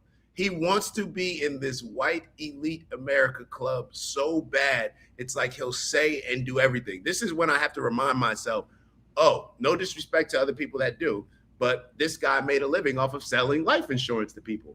And there's nothing wrong. I know a lot of people that do that are good people, but, know a lot of, perhaps used car salesmen too. But we know the stigma around them, and a lot of these prejudices are prejudices because they're true. Stereotypes, I should say. So, yeah, this is just foolish behavior. Foolish behavior. Yes. What you got, Glenn? Yes. So what did Charlie Kirk do? Like, who is Charlie Kirk? Well, he was preaching Christianity. He would debate a bunch of young kids. He was I don't understand. Why is that getting awards? Well, it's not an award. It's based on his influence. It's like a Kai Cenat. What does Kai Cenat do? Well, nothing relevant at all to my life whatsoever, but he still gets awarded. He's still relevant to the culture, you would say, right? He's relevant to society right now. Mm-hmm. Charlie Kirk had a huge influence, bro. He had perhaps the biggest political organization in America. So obviously he was in politics, and what made him such a big political figure is that he spoke about what exactly? He spoke about Christianity. He was also a Zionist, and that's why a lot of people believe that him shifting his stance on Israel, which he made very clear in his dislike or willingness to call out Bibi Netanyahu, like after October 7th, he actually went on Patrick Bet-David's podcast and was questioning, was there a stand down order? This doesn't make any sense. The fact that there was no, the IDF wasn't around to respond to Hamas in a quicker fashion, in a stronger fashion, there seemed to have been some type of stand down order. So it's almost, what does that question invite? That question that invites was, oh, well, was this intentionally done? Was this intentionally allowed by the Israel government to now justify exactly what they're doing now in this genocide with Palestine, to take over Palestine, to take over the West Bank, and to just achieve this greater Israel project? So Charlie Kirk was a Zion. He was one of these Christian Zionists who was in politics, on more conservative side. He was just a political influencer. That's the best way that I can categorize him. Okay. And that's not really like, you don't really work for the government for that. You're just basically, he kind of took off on social media about his stance on certain political topics. And then that's how he gained his influence. Yeah. He would just debate young kids. Charlie Kirk was only like 31 or 32. Mm-hmm. So he was still pretty young. He was one of these young guys that, clearly was seen, had a lot of talent at a young age. And he's created this Turning Point USA, I'm sure with a lot of help from some influential people with a lot of money. And that's what he did. So he would have the same things that we're reviewing, like with Megyn Kelly and Ben Shapiro's speech. That's his event. Those are some of the things that he was doing. All you got to do is look at his funeral, and you could tell like what type of events Turning Point USA was throwing. Mm-hmm. And Maya wrote this discussion. I do see how they are similar, but just because they were similar doesn't mean we should downplay MLK's legacy, in my opinion. 100%. And I would even look at it like this, man. A lot of people out here love Charlie Kirk. Just think about how much Trump loves Charlie Kirk. Trump credits Charlie Kirk for being a big part of the reason why he's in office. So if that's the case, if y'all putting MLK up with Charlie Kirk, y'all didn't like MLK. Y'all just used MLK. Y'all did not like MLK. So if y'all are elevating, y'all putting Charlie Kirk in the same category as MLK, then we know, like the people that actually rock with MLK, what MLK's legacy did mean. So take it as a compliment. When the people that hated MLK, disliked him, couldn't stand him, but they're putting Charlie Kirk, somebody that they love and appreciate, and they may not love him for anything other than the fact that he helped Trump get in office, because I can't say that Trump loved him, because when he was asked about his death, he's like, oh yeah, we're good. Just look at this ballroom that we built. So, but if they're elevating Charlie Kirk to the same point and putting him in the same category as MLK, people who can't stand MLK, that says a lot about what MLK's actual legacy was and will continue to be. That's how I look at it. So yeah, but why the fuck is it a comparison? Like, why can't you just rock with Charlie Kirk and rock with MLK? That's what people do, bro. Floyd Mayweather is going to get compared to Sugar Ray Leonard, Marvin Hagler, Terrence Crawford. We're always going to do a what if fight between Terrence Crawford and Floyd Mayweather. We're going to compare Kobe to LeBron to Jordan to Dr. J to all. That's just what we do. That's just what society does. We make comparisons. Damn. So I mean, it's yo. We're talking about MLK.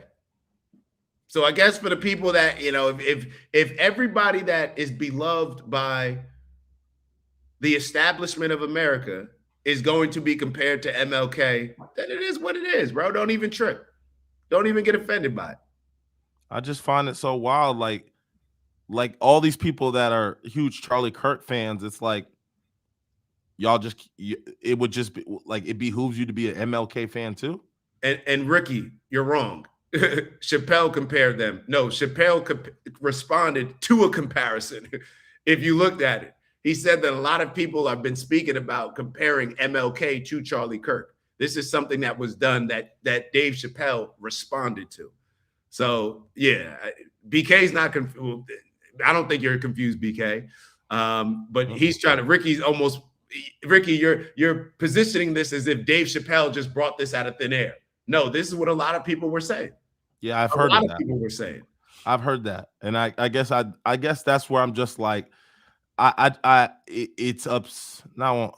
I just don't understand like how Kevin or how MLK is like now we got to discredit MLK. Like at whatever time he was on what he was on, it worked. That's what the energy they was on. And then now if Charlie Kirk is the bag, but I think like when you constantly feel the need to compare two people that are basically voicing their opinion and wanting some type of change, just like you don't have to step on one to make the other one seem as if it is. Like if y'all fuck with Charlie, cool. I'm just interested in what made Charlie popping because I'm very ignorant to know what made Charlie popping. You just explained it. Okay, cool. I don't know what the fuck that have to do with MLK.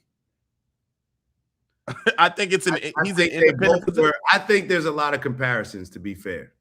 But what is the purpose of the comparison? Just to, like, what is the goal of comparing? They're just relating. That's what people do. They're just relating people to the times. We do this in every other aspect of life, bro. Like when William and Mary team, when we have a good team, what are we going to do? We're going to compare them to the last 11-3 William and Mary team. That's just what we do in life. I don't have a problem with the comparison. Compare all you want. You're just bringing up MLK's legacy more and more. If people love MLK's legacy, let them compare him. It's like with Floyd Mayweather. If you're not comparing Floyd Mayweather to Sugar Ray Leonard and Marvin Hagler and comparing Terrence Crawford to Marvin Hagler, then we wouldn't even be talking about Marvin Hagler and Sugar Ray Leonard. Mm-hmm. So I don't have an issue with it, bro. Compare the two. I just don't understand. For me, I just get so confused as to like, it's obviously they're two good fighters, but like the way that these conversations had with a lot of these people, it's like they're not willing to give both their flowers in the conversation of comparison. Like at the end of the day, they seem like they both was doing their thing at their point in time. The energy I get from these people is like they was never going to be they weren't MLK fans before Charlie Kirk.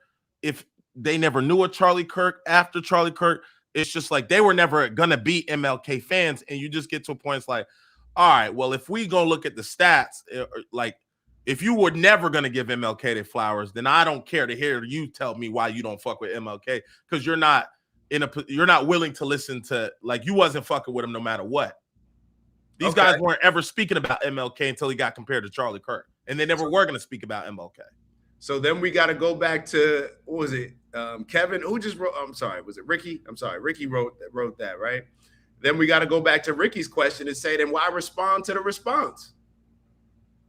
Why should Dave Chappelle respond to the response? You know what I'm saying? Like, if that's the case, I don't mind any of the comparisons. Let's talk about them. Let's actually compare.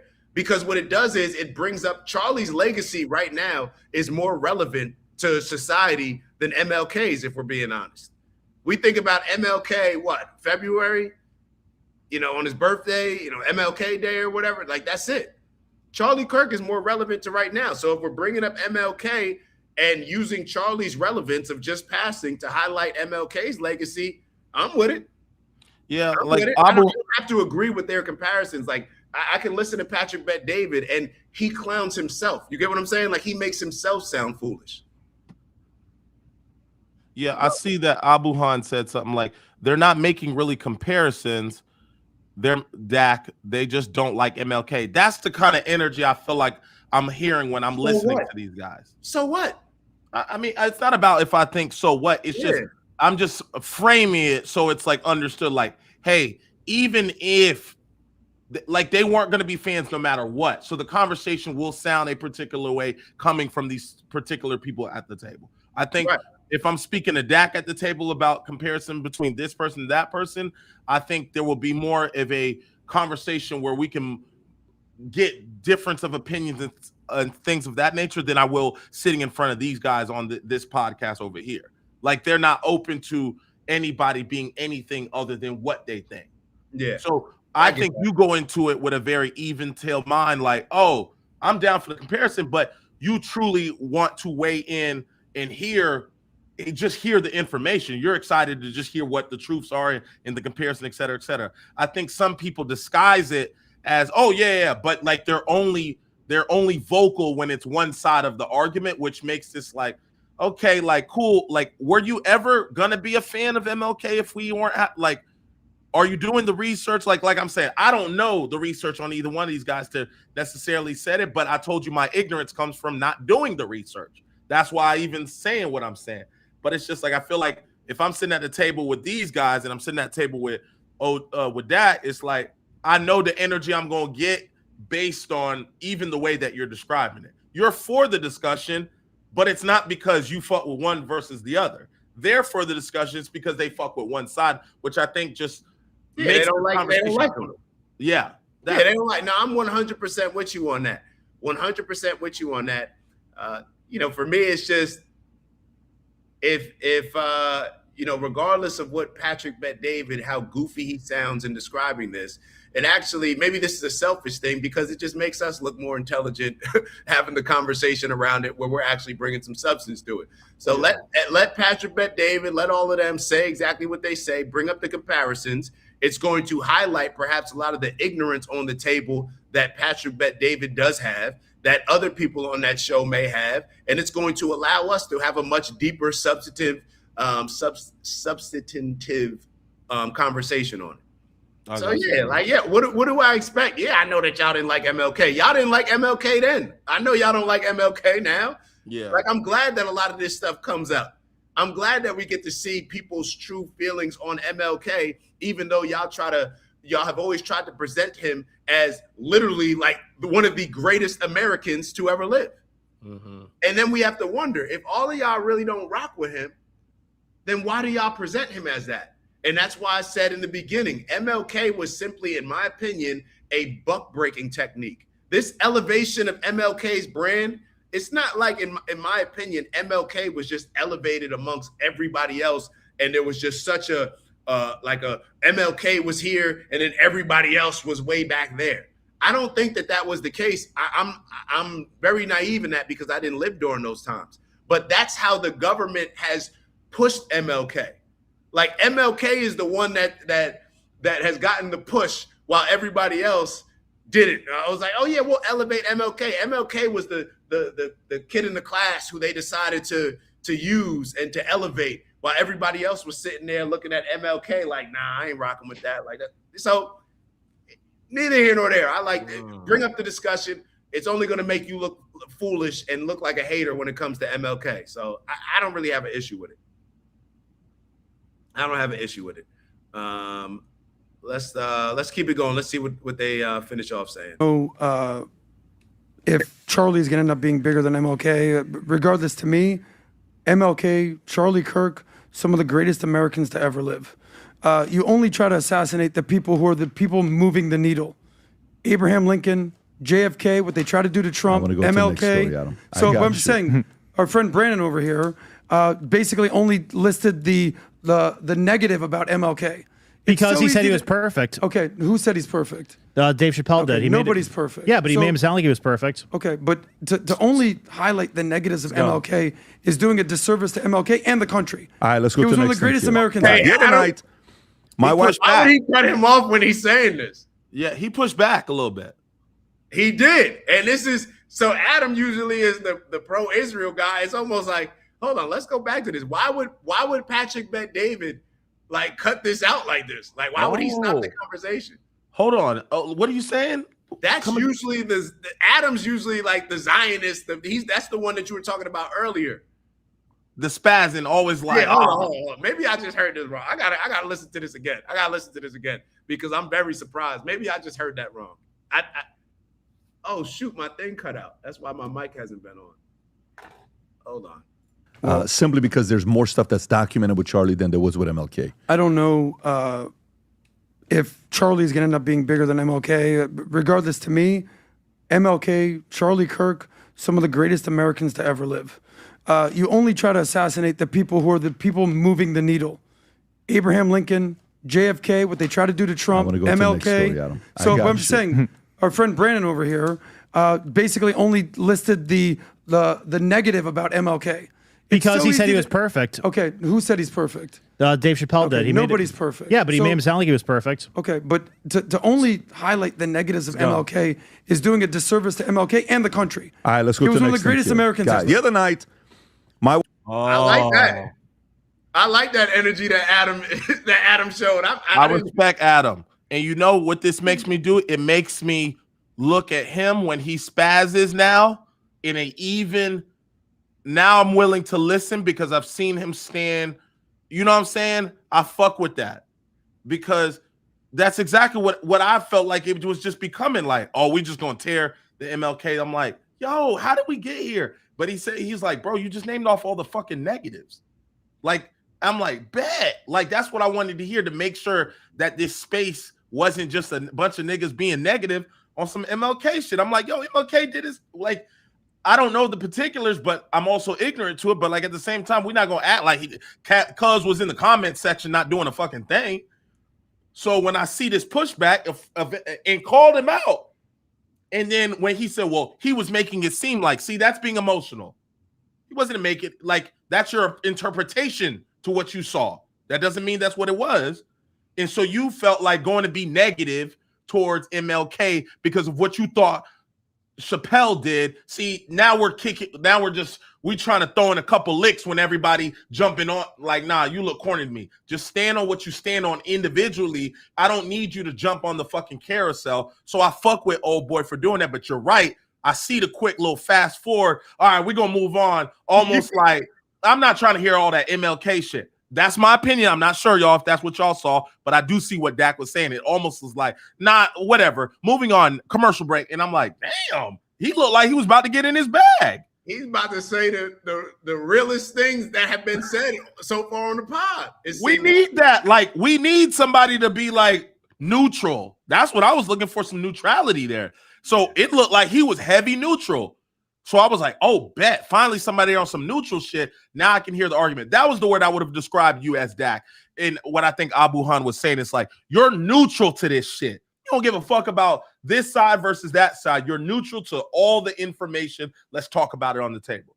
When you get people that are not neutral, when they're fans already coming to this discussion, I don't necessarily, for my personal thing, and some people be opposite, I don't personally want to hear my information from one side because I feel like it's like ABC News, Fox News. Like, you're going to put it in this way for me to not fuck with whatever you're saying. I want to just be neutral. I want to know why they don't like Nick Fuentes, but I also want to hear the people that say they fuck with Nick Fuentes so I can create my opinion, because I want my opinion to be based on teachers that are neutral about the topics we're talking about, not have a bias or a particular angle in which they're trying to go. Objective, not neutral. I would use objective. Okay. I'm not neutral with any of this stuff, but for me to even like, I have to be objective to even see if I'm neutral. You get what I'm saying? Like, I have to be objective in. Could you explain to me objective? So how I look at objective, and maybe we'll get into the dictionary definitions, but let me just break it down as far as how I see it, and then you'll understand. I may be using the words incorrectly, but y'all, this is how I see it. I have to be objective, which is not going into the situation with bias. Okay. So me going into it and processing like, okay, if two kids are fighting and I go into it and one is my brother, then obviously I'm going to take my brother's side. You know what I mean? I'm not objective in that. So therefore, regardless of what they're telling me, when they explain to me what happened, I'm not going to be neutral on it because I wasn't objective even in the first place. I'm going to side with my brother. You know what I'm saying? Like initially, and then we'll talk about it and we'll figure that out. However, if it comes to, let's say, let me look at it like this. If I go into a situation objectively, it doesn't allow me to bring emotion or my previous biases into the conversation. So therefore, I can judge just what's being discussed in the conversation without my previous biases that we all have. You know what I mean? So then when it comes into the discussion, how I look at neutral is, okay, do you think this side is right? Do you think that side is right? I'm just neutral. No. Okay. I'm objective. So neutral is after the fact. Yeah, I'm very clear on where I stand on things. However, neutral to me is like straddling the fence with a lot of it. Now, maybe that's just word salad, or maybe I hope y'all understand what I'm trying to say. So yeah. I'm objective. I'm objective. You know what I mean? I'm objective because if you're not objective in this society with all this stuff that's thrown our way, I've seen where not being objective has gotten me. It's gotten me to Black Lives Matter. I never want to be blinded by my biases to where I'm supporting a Black Lives Matter. That's the point. And me being objective was the only thing that allowed me to sit back and say, like, oh, nah, I ain't rocking with this group. I'm not rocking with this just because I was being able to be objective. So I'm not neutral on Black Lives Matter. I can't stand Black Lives Matter. Hopefully that's making sense. I may not have said anything, but hopefully it kind of explains it a bit better. But you want to take a look at some of these specific clips from the show? Damn, he really cut him off. Yeah, that was whack, bro. He was about to get in his bag. Yeah. That's what we needed, though. Like when you start because this is the race war thing, right? You got the MLK Charlie Kirk discussion. One represents the press, one represents the elites. Like you have all this stuff, but when you can get somebody who doesn't look like they or who is on one particular side in most situations, willing to be neutral, that's the type of leading by example opportunity that we have in that situation. So when he can go up there and be where he typically could easily be an echo chamber, and he's like, nah, you over there. That's the public display of affection and interpretation. That's what we need to see so we can bring everyone together. We want to see the people that disagree and have this discussion publicly and find a way to agree or fight. It makes us believe in truth. It makes us believe that at the end of the day, you're fighting for the truth, regardless if it makes you feel a type of way or not feel a type of way, you know? I agree completely. And damn, I lost train of what's the first thing that you mentioned? Just like damn, he was about to get in his bag, and I'm like, damn, that this was a great opportunity to have that discussion publicly so it doesn't look like an echo chamber all the time. It actually looked like, yo, I'm a white guy. I'm not black, but look, you're not going you don't need to necessarily, we ain't got to step on MLK for the Charlie Kirk play. Yeah. Bro, that's the example we need. You know what I'm saying? It's like the cop that's willing, like you said, we need the cops to call out the cops. If you do it publicly, bro, you change the world. Yeah, but not everybody has the same goals. And I think we need to remind ourselves of that. And discussions like that, where we see what Patrick Bet-David says, sometimes we need those reminders. Just like you may have had a reminder with Adam, where it's like, because a lot of the conversations are about Israel, I find myself completely disagreeing with Adam and using perhaps a lot of that bias to impact how I view a lot of his other conversations. Right. And in this, you know what I mean? So when it comes to Patrick Bet-David, I'm glad that I got that reminder. I didn't need it because I look at Patrick Bet-David as one of the phoniest people on YouTube. But I think a lot of people should be reminded of that Patrick Bet-David, now that we see him having such an irrational take in this particular area, perhaps we should be reminded when he's talking about other situations and what he may be guided by. because It a lot of people exposes will his just hand. exactly. A lot of people will just look at Patrick Bet-David and say like, yo, he's successful. He came from the Middle East. Like, look at him. Look at his house. Look at his company. Look at his business and follow that. But then we need those reminders of like, oh, that's who Patrick Bet-David is. You know, so yeah. And for me, it gave me a lot of respect for the other guy. What's his name? Adam. Adam. Okay. Yeah. I'm like Adam. I got to remove my opinion on what I've seen him on clips, and for just seeing that situation right there, I got a lot of respect for Adam, and I'm gonna start listening in when he be chopping it up. Yeah, but this is be my only pushback to that.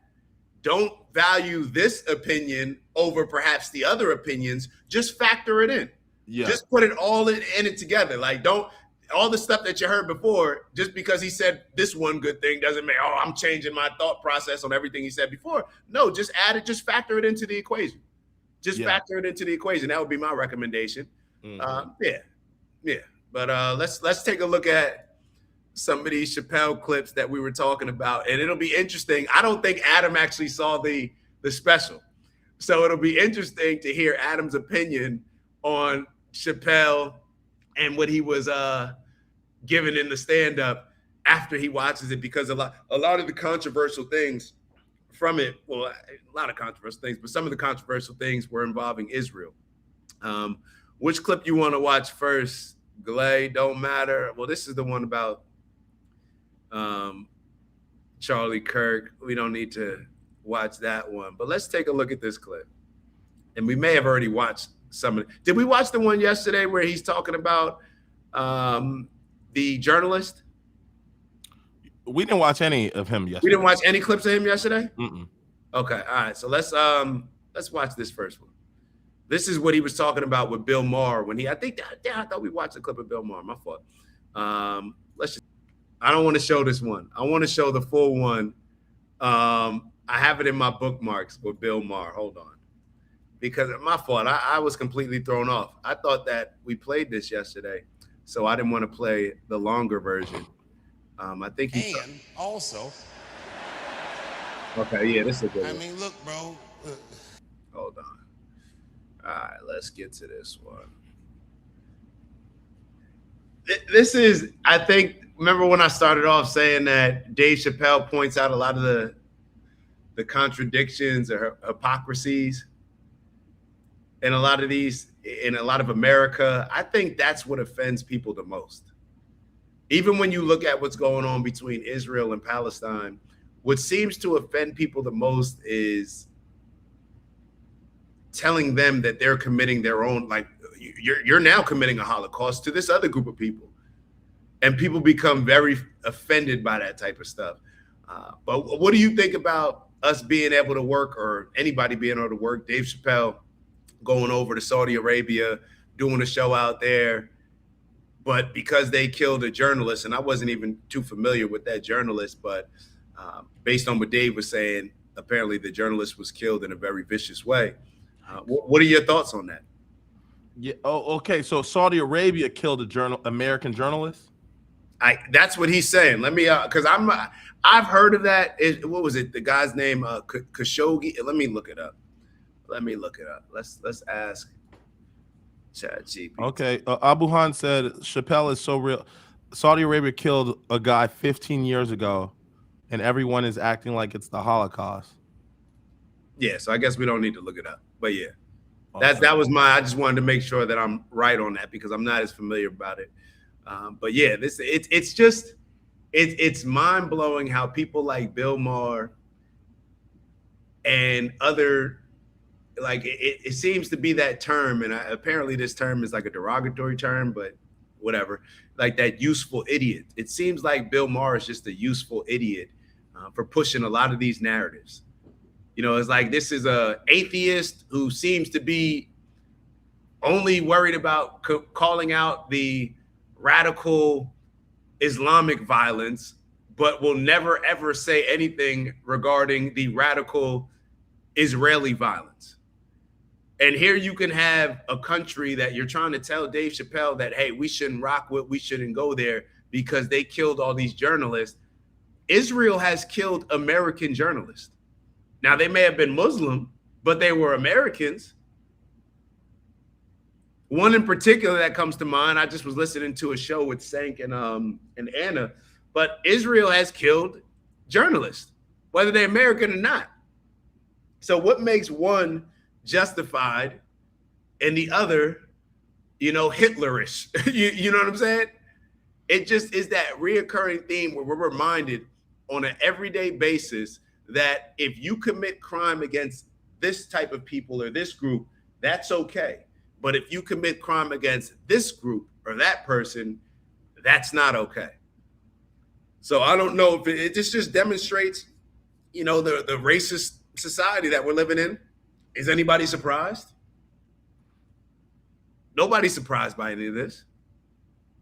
What you I'm looking up over there? Yeah, I was just looking at who the guy was and how it happened. I guess he was speaking out against the Saudi Arabian government.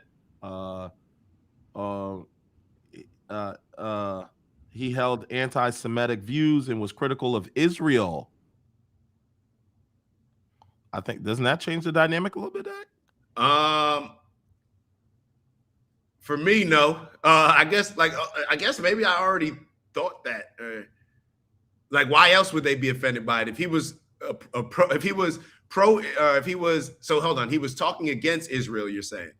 Yeah, it says, while some reports noted that he held anti-Semitic views and was critical of Israel, his religious background was Muslim. So he was a Muslim who was critical. Okay, so that's normal. Israel. Oh no, that does change the narrative. Then yeah, I thought that if he was a Zionist who's pro-Israel, then I would understand why they're making a big deal out of one person compared to the massive amount of people that Israel has killed. But that actually does bring in. So he was a Muslim who was, I'm assuming, pro-Palestine, that they're saying that he was against Israel, or and his murder was related to his political dissent against the Saudi government, and Crown Prince Mohammed concluded that the Crown Prince approved the operation to capture or kill him. The murdered Saudi general was not Jewish. He was a Saudi national author and critic of the Saudi government who wrote for the Washington Post. He was killed by Saudi agents in the Saudi consulate in Istanbul in October 2018. Okay. All right. So does that align with, because we were getting some good information from the chat as well. Let me read these. Nora said, Khashoggi was an Arab journalist that got apprehended in Turkey by the Saudi government. He was brought into the Turkish embassy. Okay. There was something else. Abuhan, shout out to Abuhan, wrote, Jamal wanted to liberalize and secularize Saudi. He was pushing feminism and talking ish about the royal family all the time. Then he got whacked. It ain't right, but what do you expect? So he was trying to liberalize. Okay. All right. So he was more trying to, I assume when you say liberalize, like westernize Saudi, and was very critical of the government. Yeah. Yeah. I mean, a lot of people, and it's funny. This is one of those examples where we look at, and that happens in other countries. And I always think about how other countries look at the assassinations that happen in our country. Perhaps, with Charlie Kirk, MLK, some of the people that we're talking about, JFK. And we look at, I know that I've done this, where I look at these other countries and I'll say, damn, they'll kill you just for having a different opinion than the government. But when you realize maybe they had a big following, and then when you actually are objective enough to look at America, we do the same thing. Same energy. Yeah, so they may propagandize us to convince us that, oh, Charlie Kirk wasn't it. It was just this person or that person, or JFK was it. Oh, well, MLK was just it. But I'm sure a lot of these other countries are looking at it like, yo, they killed MLK just because he hadn't opposed, just because he wanted black people to have rights. Same shit. You know what I mean? So it's the same thing across the board, but it's just interesting how we look at other countries and our perspective on certain things that happen in those other countries compared to here. Like a lot of these other countries, it's like, yo, when I think about the Middle East, there was a question that Bill Maher brought up to Sank Uger and Anna Kasparian, and he was asking. Now, I don't even think it's relevant for the debate of whether or not you should be able to commit a genocide against a group of people. but they were saying that, where would you live in the Middle East? Where would you prefer to live, in Tel Aviv or any other area in the Middle East?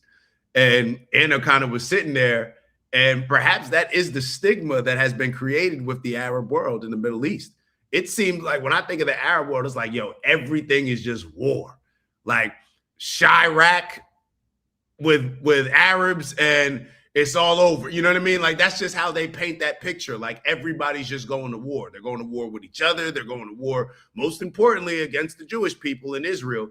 But it just seems like things are painted in a way where I don't know anything about the Middle East region. I don't know anything about these countries. And then I'll watch a documentary on Iran, and it'll be totally different than what was presented to me by the media. So I'm just always interested in what things are said about America and how they're perceived, and us, and how we extend a lot of our propagandized opinions on other countries.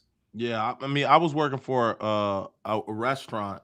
What was it, like last year for a good chunk of it, and the owner and the manager were from Iran, and it's just like, they're some of the nicest people in the world. They're so respectful, like they're just so inviting, like, and it's just like, but like you said, leave it to the picture that is painted from these other countries. Like, you would just think so opposite. Some of the most respectful people I've seen are from these Middle Eastern countries. It's just like unbelievable. Like, hey, come over for tea, or we're cooking food, you should come by. And just like, so like when they see you, they just kind of bow their heads, and you're just like, damn, bro, like this is just so sad. And so I guess I can consider myself lucky, but I'm very appreciative that I just grew up in a fashion where, I just saw so much so early that nothing looked abnormal to me. Like, the media didn't get to me before my Middle Eastern friends. I met them. So I didn't have opinions on them before that. Or I didn't care enough to pay attention on the news and let that impact a Jewish friend that I've had. Like, none of that got to me before I just knew people, a Joshua, a Rachel, a Sean, an Asian, like none of the propaganda got to me, because to be quite honestly, I just didn't give a fuck. And then it allowed me to just grow and build relationships with people from cultures, races, genders, different ethnicities, different belief system. And I'm so appreciative that I was able to do that. And it seems like that is definitely a perspective that is not shared across a lot of people. And I think we're super blessed to even be able to have that disposition, to be honest with you. No, I agree. And I think that's an important point to bring up, because a lot of us, I think we allow the most radical examples that we see, which are largely not in person, to impact our perspective of people in real life.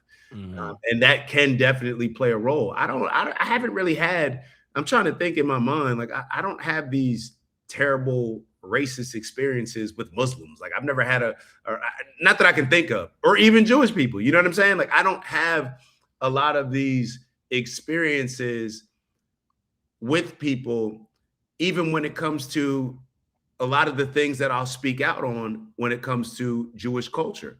Now, I have a problem when it comes to these significant issues in which Jewish people are not, let's say, voicing a louder or having a louder voice on something like a genocide happening. And that's the point of when we say people need to police their own group. Like, if you have access to a particular group that somebody else who polices them may not have access to it, then do that. Because what it does is it creates more and more tribalism of us versus them. If there are a bunch of cops out here, and let's say that there's only 1% of the cops are bad, but if the good cops are not saying anything to, let's say, reprimand or to call out the bad behavior in the bad cops, then it's going to now create this tribalism effect where now we're not only us versus the 1% of the bad cops, it's us versus the entire population of cops. It's us against police. It's F the police. That's what it turns into.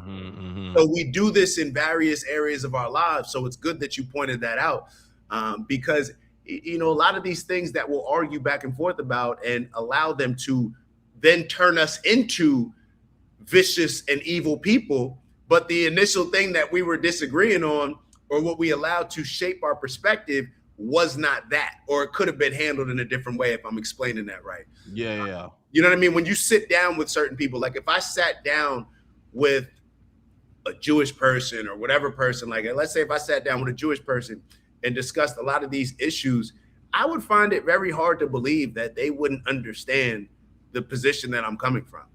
You know, I find it very hard to believe, like, hey, this is not okay. It wasn't okay when it happened to you guys, and it's not okay now that you're doing it to somebody else. What legitimate person, what decent person could have pushback when it comes to that? Mm-hmm. But what happens is they remove all the decency from people because they filter us with all this radical propaganda that pushes us to now just pick a side.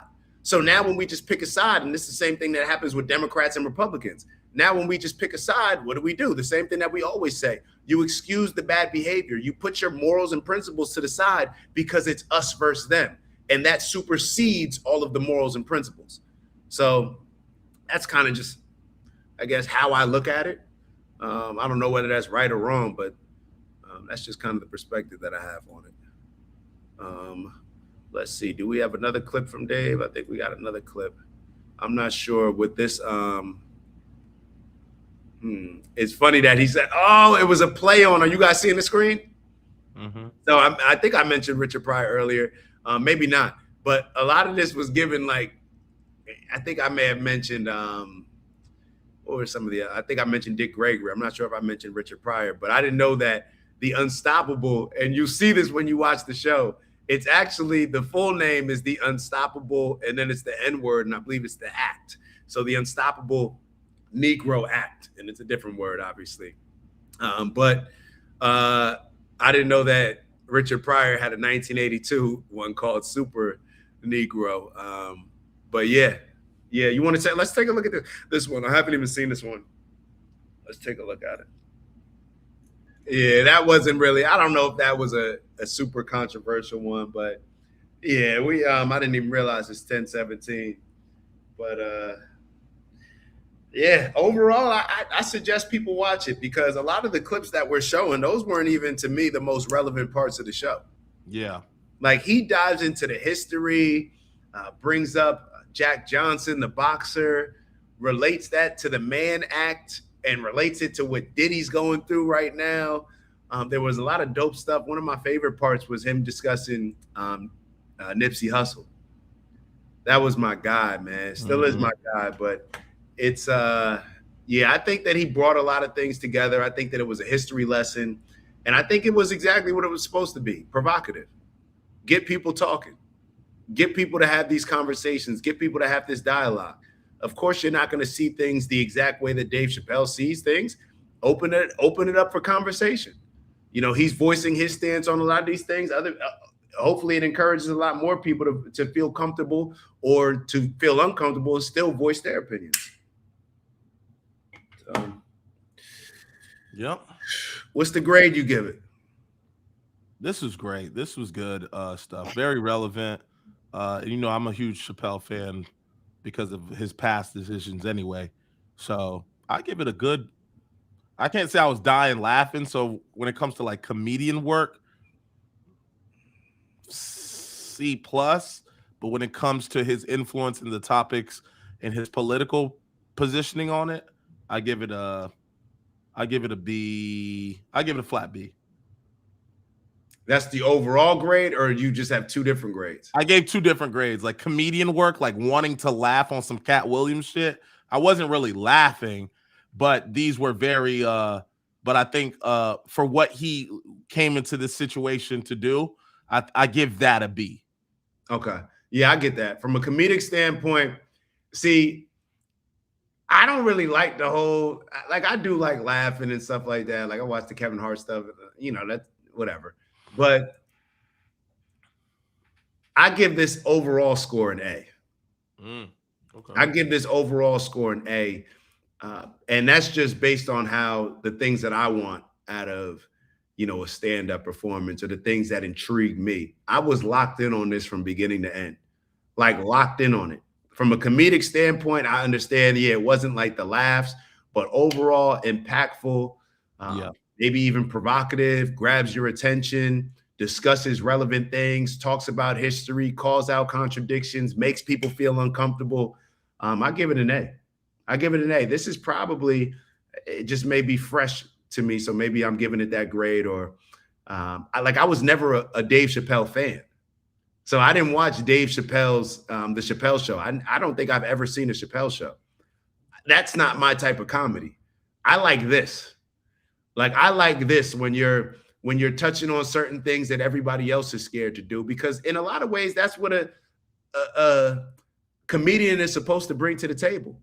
Who else is going to be able to have these conversations in a space where people may be able to put their guard down, not just go into it like it's a political debate and we're just picking sides, but comedians that you like, that may say things and push the envelope and force you to think certain ways that you weren't previously thinking. You heard Vinny from the show. I think one of the reasons why Vinny was so offended by Dave Chappelle, without giving the actual things that he was offended by or the reasons, it just seemed like, oh, it was the Kaepernick shirt. I think one of the reasons why he was offended is because he loves Dave Chappelle. He likes Dave Chappelle a lot.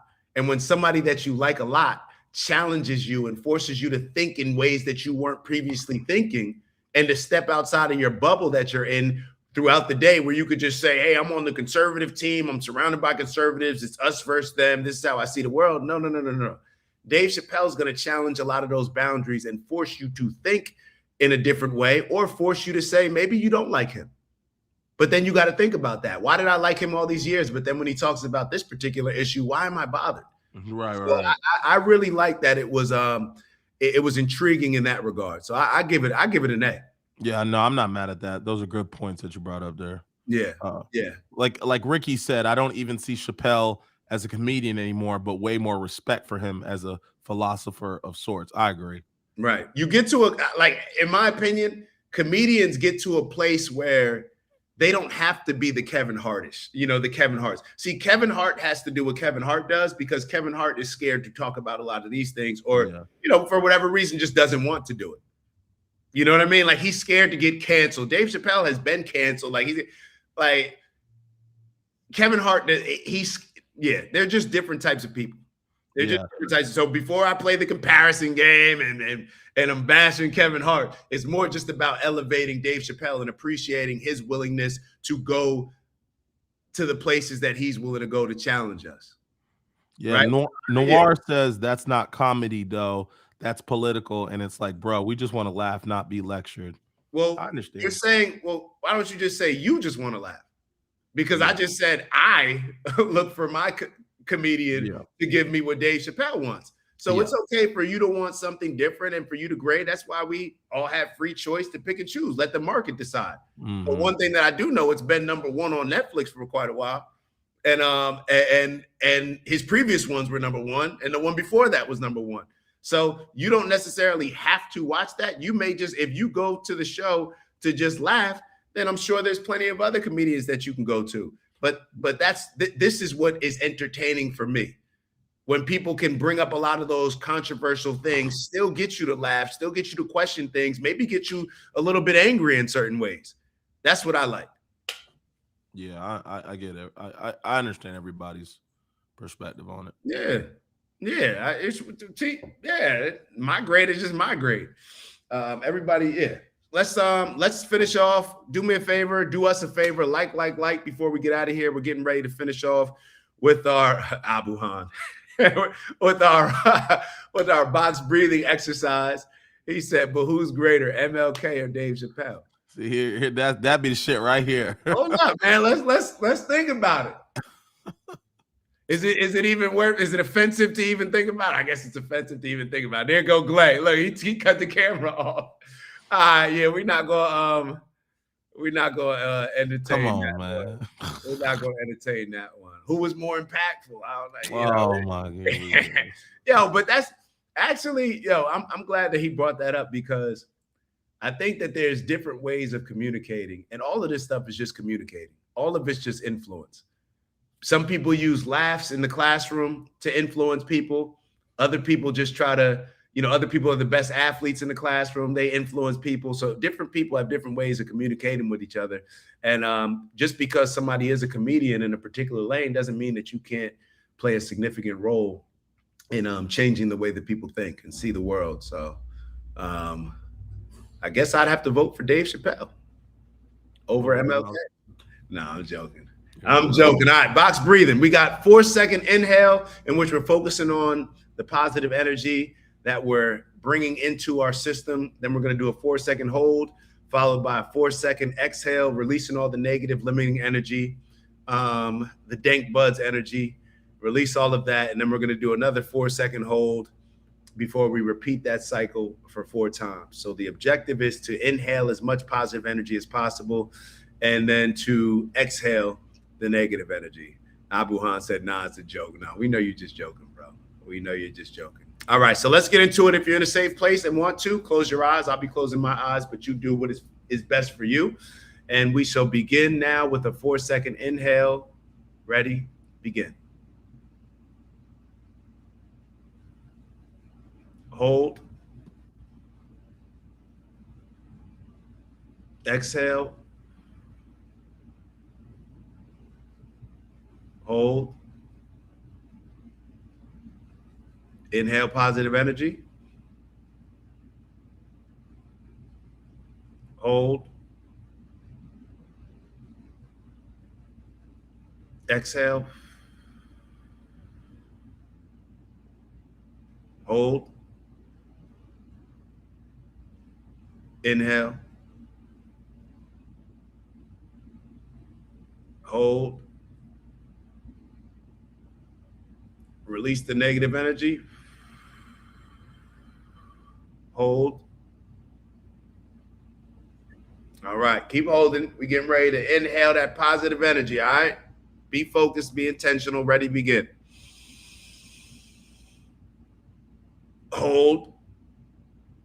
And then we're gonna keep holding. We're getting ready to release the last remaining bit of that negative energy. Let it out now. Hold.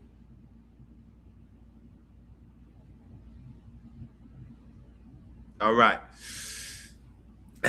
Y'all know we come here to do. Elevate on purpose, all right? We're conditioning ourselves by raising our standards to become the best leaders we can become and to grow into the people that we need to grow into in order to accomplish these amazing goals that we set out for ourselves. Strength and honor, onward and upward. Let's get to that bag, all right? That bag is all the things that we focus on throughout the day, throughout the week, throughout the month, that ultimately is going to add up into what our impact on this world is going to be, that we like to call our personal legend.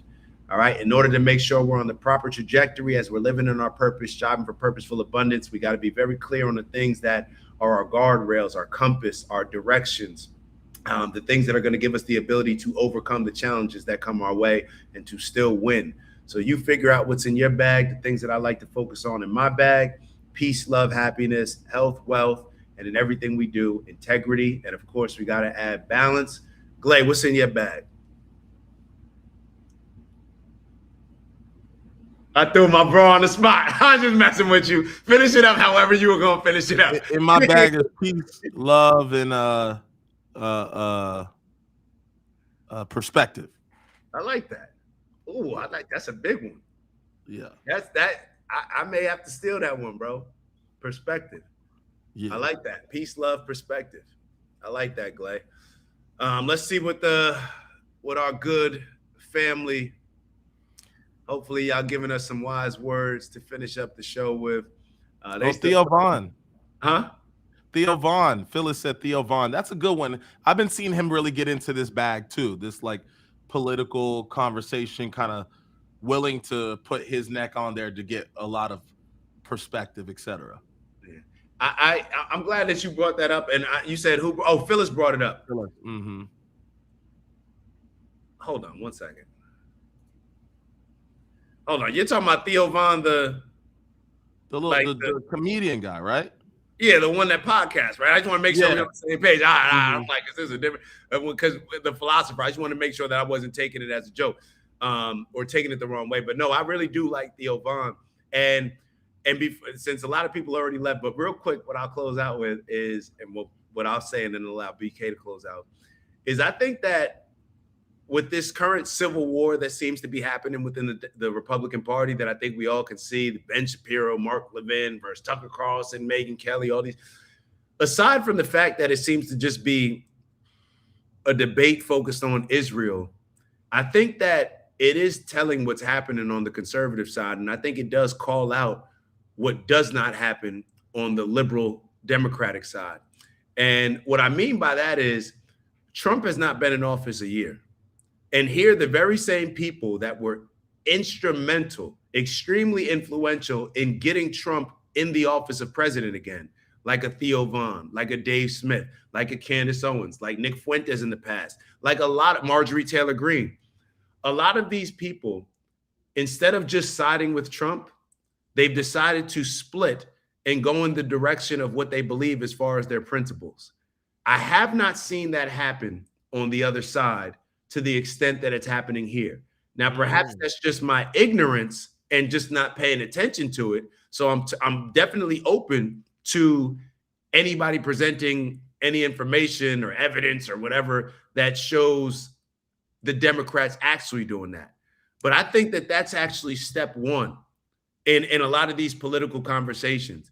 And it shows that you're not necessarily going to be, let's say, just a fanatic of one side or of one person. You are willing to go against the grain and call out people that you even supported and even told other people to support.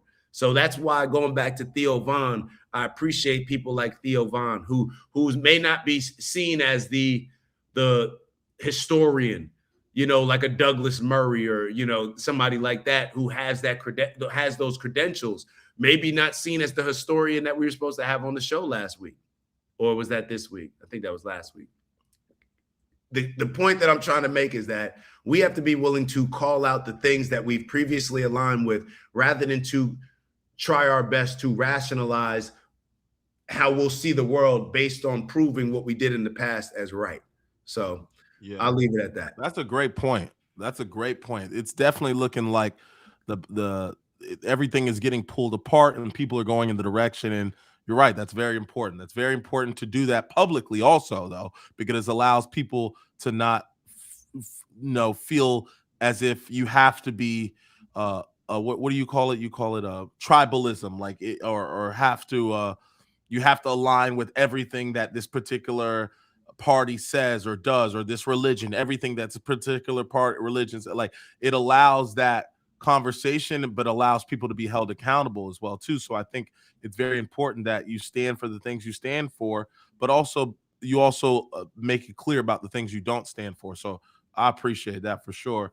And I think that's important. So that's what I've liked Theo Vaughn, because I used to just watch Theo Vaughn. Theo Vaughn was just like this. I ain't gonna lie, like the clips I would see, just like this dude that would like intentionally act slow and always like be cracking like slow jokes. And I'm like, why is he so popping? But I realized that I always thought that was an act. It isn't. He really just is like the surfer dude, like, bro, what's up, bro? You know what I mean? So I didn't know that. He's a bro. Yeah, I didn't know that. I thought the shit was an act and I wasn't going for it. But now that I realize it isn't him, and he's even like, he's sitting down with these Tucker Carlson. He's sitting down and saying what he thinks the American people, and we've like, he's just ready to speak about it. And it's such in a very non-threatening way that bro fashion actually allows a lot more conversation to happen and allows the people he sits in front of be willing to have their stance, because they don't have their guards, because they're speaking to some surfer dude with long blonde hair that doesn't give a fuck about nothing. They don't feel threatened to push their angle as much as they would if they sit down on Dak's podcast. You know what I mean? Or Patrick Bennett. Like, everybody feel like they got to bring their weapons. But when they go to this shit, I be feeling like everybody, regardless of the side of the fence on, man, that shit, he just on some philosophy shit. Put your swords down. Bro, I'm really just to talk, and I'm willing to look stupid. I'm willing to sound ignorant. I'm willing to be made fun of. I'm willing to tell you the ignorance I've had and what I thought, and I'm willing for y'all to see that. And I think that level of genuine behavior where it's like, damn, it's really not an act. He really just doing that. I fuck with him extra hard for that because he's not, it seems he comes off as not a cat that's not really tied to no type of nothing. He just humble enough to want to hear from everybody and allow his platform to be where you get the information unbiasedly from. Yeah, I think he is a deep thinker, and I think he really just loves people, bro. I think he really just wants peace. You know, he's one of these bros. It comes across like hippie energy, but I don't want to limit it to just that. You know what I mean? It just seems like he is a person that genuinely cares about the well-being of everybody and wants to figure out how we can get to a more peaceful place. Even when he calls out certain stuff, like you said, it's very much like, well, I just don't think that we should be supporting a genocide. Like, like, you know what I mean? I don't want to offend anybody by saying that, but it's like, you know what I mean? Like, that's how he. So I think that I appreciate him. I appreciate him. Huge influence. So. I think more Theo Vons on the planet would be a good thing. Absolutely. Yeah. Professor King talking about some. What are you calling BK? Oh yeah, I had that. I had it about to highlight it. Who started that Glay? I started that. You started it, right? Yeah. You started just calling people Glaybo, right? Yeah. So in college, well, I'm gonna be frank. Like we used to say the N-word. So when I'd be speaking to certain black people in the locker room and football locker room, I would say, "What man? What's good, my nigga?"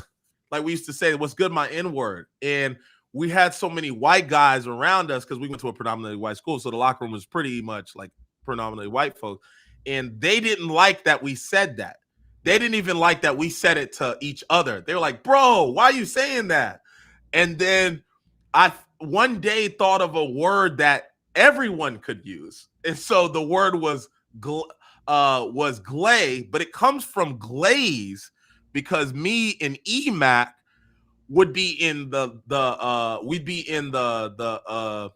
team meeting rooms, and when somebody fucked up, somebody would lean back and just kind of look at them with a glaze. So anytime you looked at somebody, you would say like, "Bro, look at this glaze on his face, like this like emotionless look, like why he got that glaze on his face." So the word was glaze, and then glaze spun from it. The person that was giving the glaze we would call glay, and then I just started calling everyone a glay because it allowed my white boys to not have to say the N-word and my black people not make them feel uncomfortable. And then that shit just took over and everybody would just come up to everybody. It was like this uniform word that everybody could say, "Man, what's up, glay?" And it was like, "What's up, my nigga? I don't care if you white, black, what you're a glay." And then it's just been gone ever since. To this day, we'll run into teammates today and they will walk up to us and be like, "Damn, Glay, what's good?" I had no idea that that's even where it came from. That's where it came I just from. used to hear you say, and where did the Glaybo? Am I just saying it wrong? No, Glaybo was just a thing because, you know, like back in the day, Atlanta, Faybo, like you would just put bow on the back of everything. So y'all kept on spinning the word. So it went from glaze to glay to Glaybo, and the glug kept going. So that's how that shit popped out, bro. The Glaybo. Now I know the story behind it. That's the story of how that's the story, bro. Yeah. Now I'll say it even more. Yeah, that was a word. That made me the new energy, bro. That made me the new energy, bro. Text Nick Fuentes and tell him that we are no longer saying the N-word or any other derogatory. It's just Glay. It's Glay, bro. Everybody a Glay. What's good, Glay? And then that's because it's Gottlieb. Gottlieb would always be offended because I would go up to Gottlieb and say, "What's up, my N-word?" And he'd be like, "Bro, stop calling me that. I can't say that." And then it was just so funny. So then I was like, "Well, call me a Glay." And remember, you used to always hear Gottlieb say, "Glay." Yeah. Like he was so excited that he could say a word. He was so excited he could say a word that didn't offend us, but it felt like we was a little bit more family. And that's how Glay started off. Bro, the majority of people on this planet are great people, bro, that just want to live in harmony, bro. Yeah. And sometimes I'm glad that you gave me personally that reminder, because sometimes we forget, and it almost makes me. This is why I can't lean into how I used to see the world. You know, when I was only just focused on black people, more with a black militant, black nationalist mindset, because I would never want to or never even think that I'm offending a lot of these people that you brought up the other day, that they would reach out to you and it's like, "Yo, does Dak not like me?" Oh, yeah. And it's like, "Yo, we went on vacation with them and their parents." Yeah. You know what I'm saying? Like these are our people. So I think that that's a good reminder, bro. That's a great story to finish off the show with. because I think it puts things in perspective. Just like you said, love and peace, love, and perspective. That puts things into perspective, bro. The majority of people that we're going to run into are genuinely good, kind-hearted people. We get caught up in a lot of the propaganda that puts us against this person, or where we see this person, we already have, a prejudice developed in our mind. But, bro, that's it right there, bro. When you put people together from all different backgrounds with a common goal, people will just allow all the other stuff to go out the window and just like what type of person you are. Yeah. And see, that's why we've always been able to have really good relationships with everybody from everything. But that's always been a thing that even your mom told me, and your mom told me about who you have been since a little kid. You've just always been a person that's friends with everybody, from the drug dealer all the way up to the most studious, smartest, brainy person. I'm not friends with any drug dealers, bro. Oh, you aren't? Okay. No, I don't. No, I'm joking. Okay. I'm friends with a lot of drug dealers, bro. I work in healthcare, but no, yeah. Hey, to each their. I'm friends with everybody. Why not? That's what Jesus did. We got to go, and I will be friends with anybody. Of course, you have certain. I guess everybody has certain boundaries, but that's just always been important to me, bro. Bringing different types of people together. A lot of people, the majority of us, are in positions because of circumstances, because of environments. And a lot of times that, I'm not just blaming the environment and saying that people don't have the responsibility to make decisions, but not everybody's disciplined to, or has the leadership or has the guidance, that we would expect them to be able to make an easy decision in going this way compared to going that way. There's a lot of, selling it. I think the more we learn about the world, like the more I learned about big pharma and what a lot of these doctors are doing, it made me look at people who sell drugs a little bit differently. You know what I'm saying? Right. Like, you know what I mean? So it's like, it makes, the more we learn about different people, it kind of brings some humility to us, to where it's like, yo, your sin is no worse than maybe this other sin. Now, that's not always the case, perhaps, but yeah, that's biblical. Let he without sin cast the first stone. So yeah, I really just enjoy bringing all different types of people together, because that's, you get the best results from that, bro. That's America. Yeah, that's America. Let's not forget what makes America America. There's plenty of places we hear a lot of people complaining about America not, losing its whiteness and all these things, and we've had conversations about that. There's plenty of other places that you can go. If you're white and you only want to be around white people, plenty of places you can go. If you're black and you only want to be around black people, plenty of places you can go. If you're Arab or Indian and only want to be around, there's plenty of places that we can go.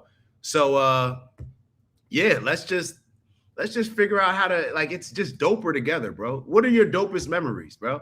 When we talk about our dopest trips, one of our dopest trips were, it's like we with the bros, man. We with the bros. We with Gottlieb. We with Moody. We with their parents. Their dads came and partied with us. They partied maybe even more than we partied in Vegas. You know what I'm saying? Unbelievable. Yeah, like, it's just, I'm so glad that I got out of that mindset of seeing the world through a critical race theory mindset, bro. And it's just a very limiting scope of the world that I never, ever want to go back to at all. So I say all that as I get ready tonight to go to my Italian family's house, the Dories, my family, our family. And tonight for Christmas Eve, I believe that's more of a Catholic tradition, Christmas Eve, right? So I'm gonna eat some good Italian food. It'll suck a little bit because they'll have all those, the chicken parm, the sausage and peppers, all that good stuff. I may sneak a pepper, and it'll taste like the sausage. So yeah, you do that. You'll baste it in the beef broth and stuff. No.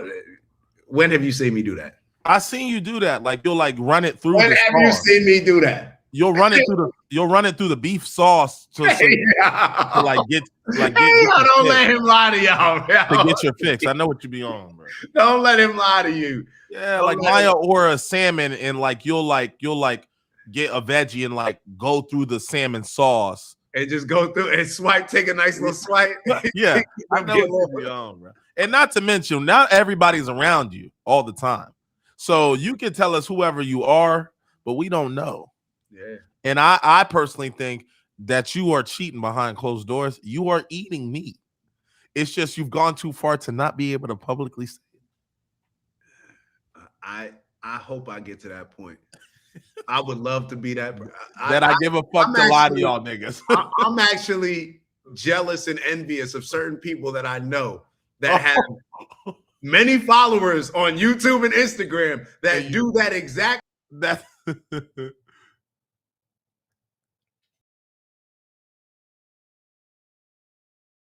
whatever you want to call it. I don't know what happened. They don't want to hear us no more. Yeah. Hold on. Over it. Hold on. But I actually get offended. Like damn, like they got all these followers. They over here enjoying meat. Like my boy told me, like, yeah, oh, wait, for the camera. All right, well, let's eat the veggies, while we're on camera, then we'll do the chicken later. I'm like, yo, what? Like, that's what cats is really out here doing. I ain't got it in me, man. I don't have it in me, man. To cap. I just not to that degree, bro. Not to that degree. You can't be out here telling people that you're not eating. Yeah. I guess it's not that serious. Matter of fact, forget all y'all. Maybe I will start doing that. I'm for whatever you want to do. They're gonna talk about my legacy bad or good anyway. We've seen this on the show. So they gonna you lying. No matter if you're telling the truth, they still gonna say you lying.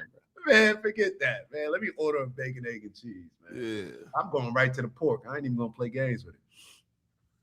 Oh, John said I'm cheating. All right, man. Oh, we out of here, bro. It's 10:46, bro. Love y'all. Appreciate y'all. Glay turned the camera off. We'll see y'all. Hold up, Glay. Tomorrow's Christmas. What we doing? What y'all let us know in the comments. What we doing? I ain't got no problem. Yo, who always says chat ninjas, but they use that's like a popular podcast. They be like, yo, the chat. I don't know. Is it Neon? Glaze, man. Where the Glaze at? Y'all let us know what's going on. Should we? Are we tapping in tomorrow? I don't see nothing in the comments, man. What's going on? I think we should let people. I mean, let people. No, they're not feeling it. The people said no. So maybe Friday. So we'll see y'all Friday. See y'all Friday. All right. See y'all Friday. Ew.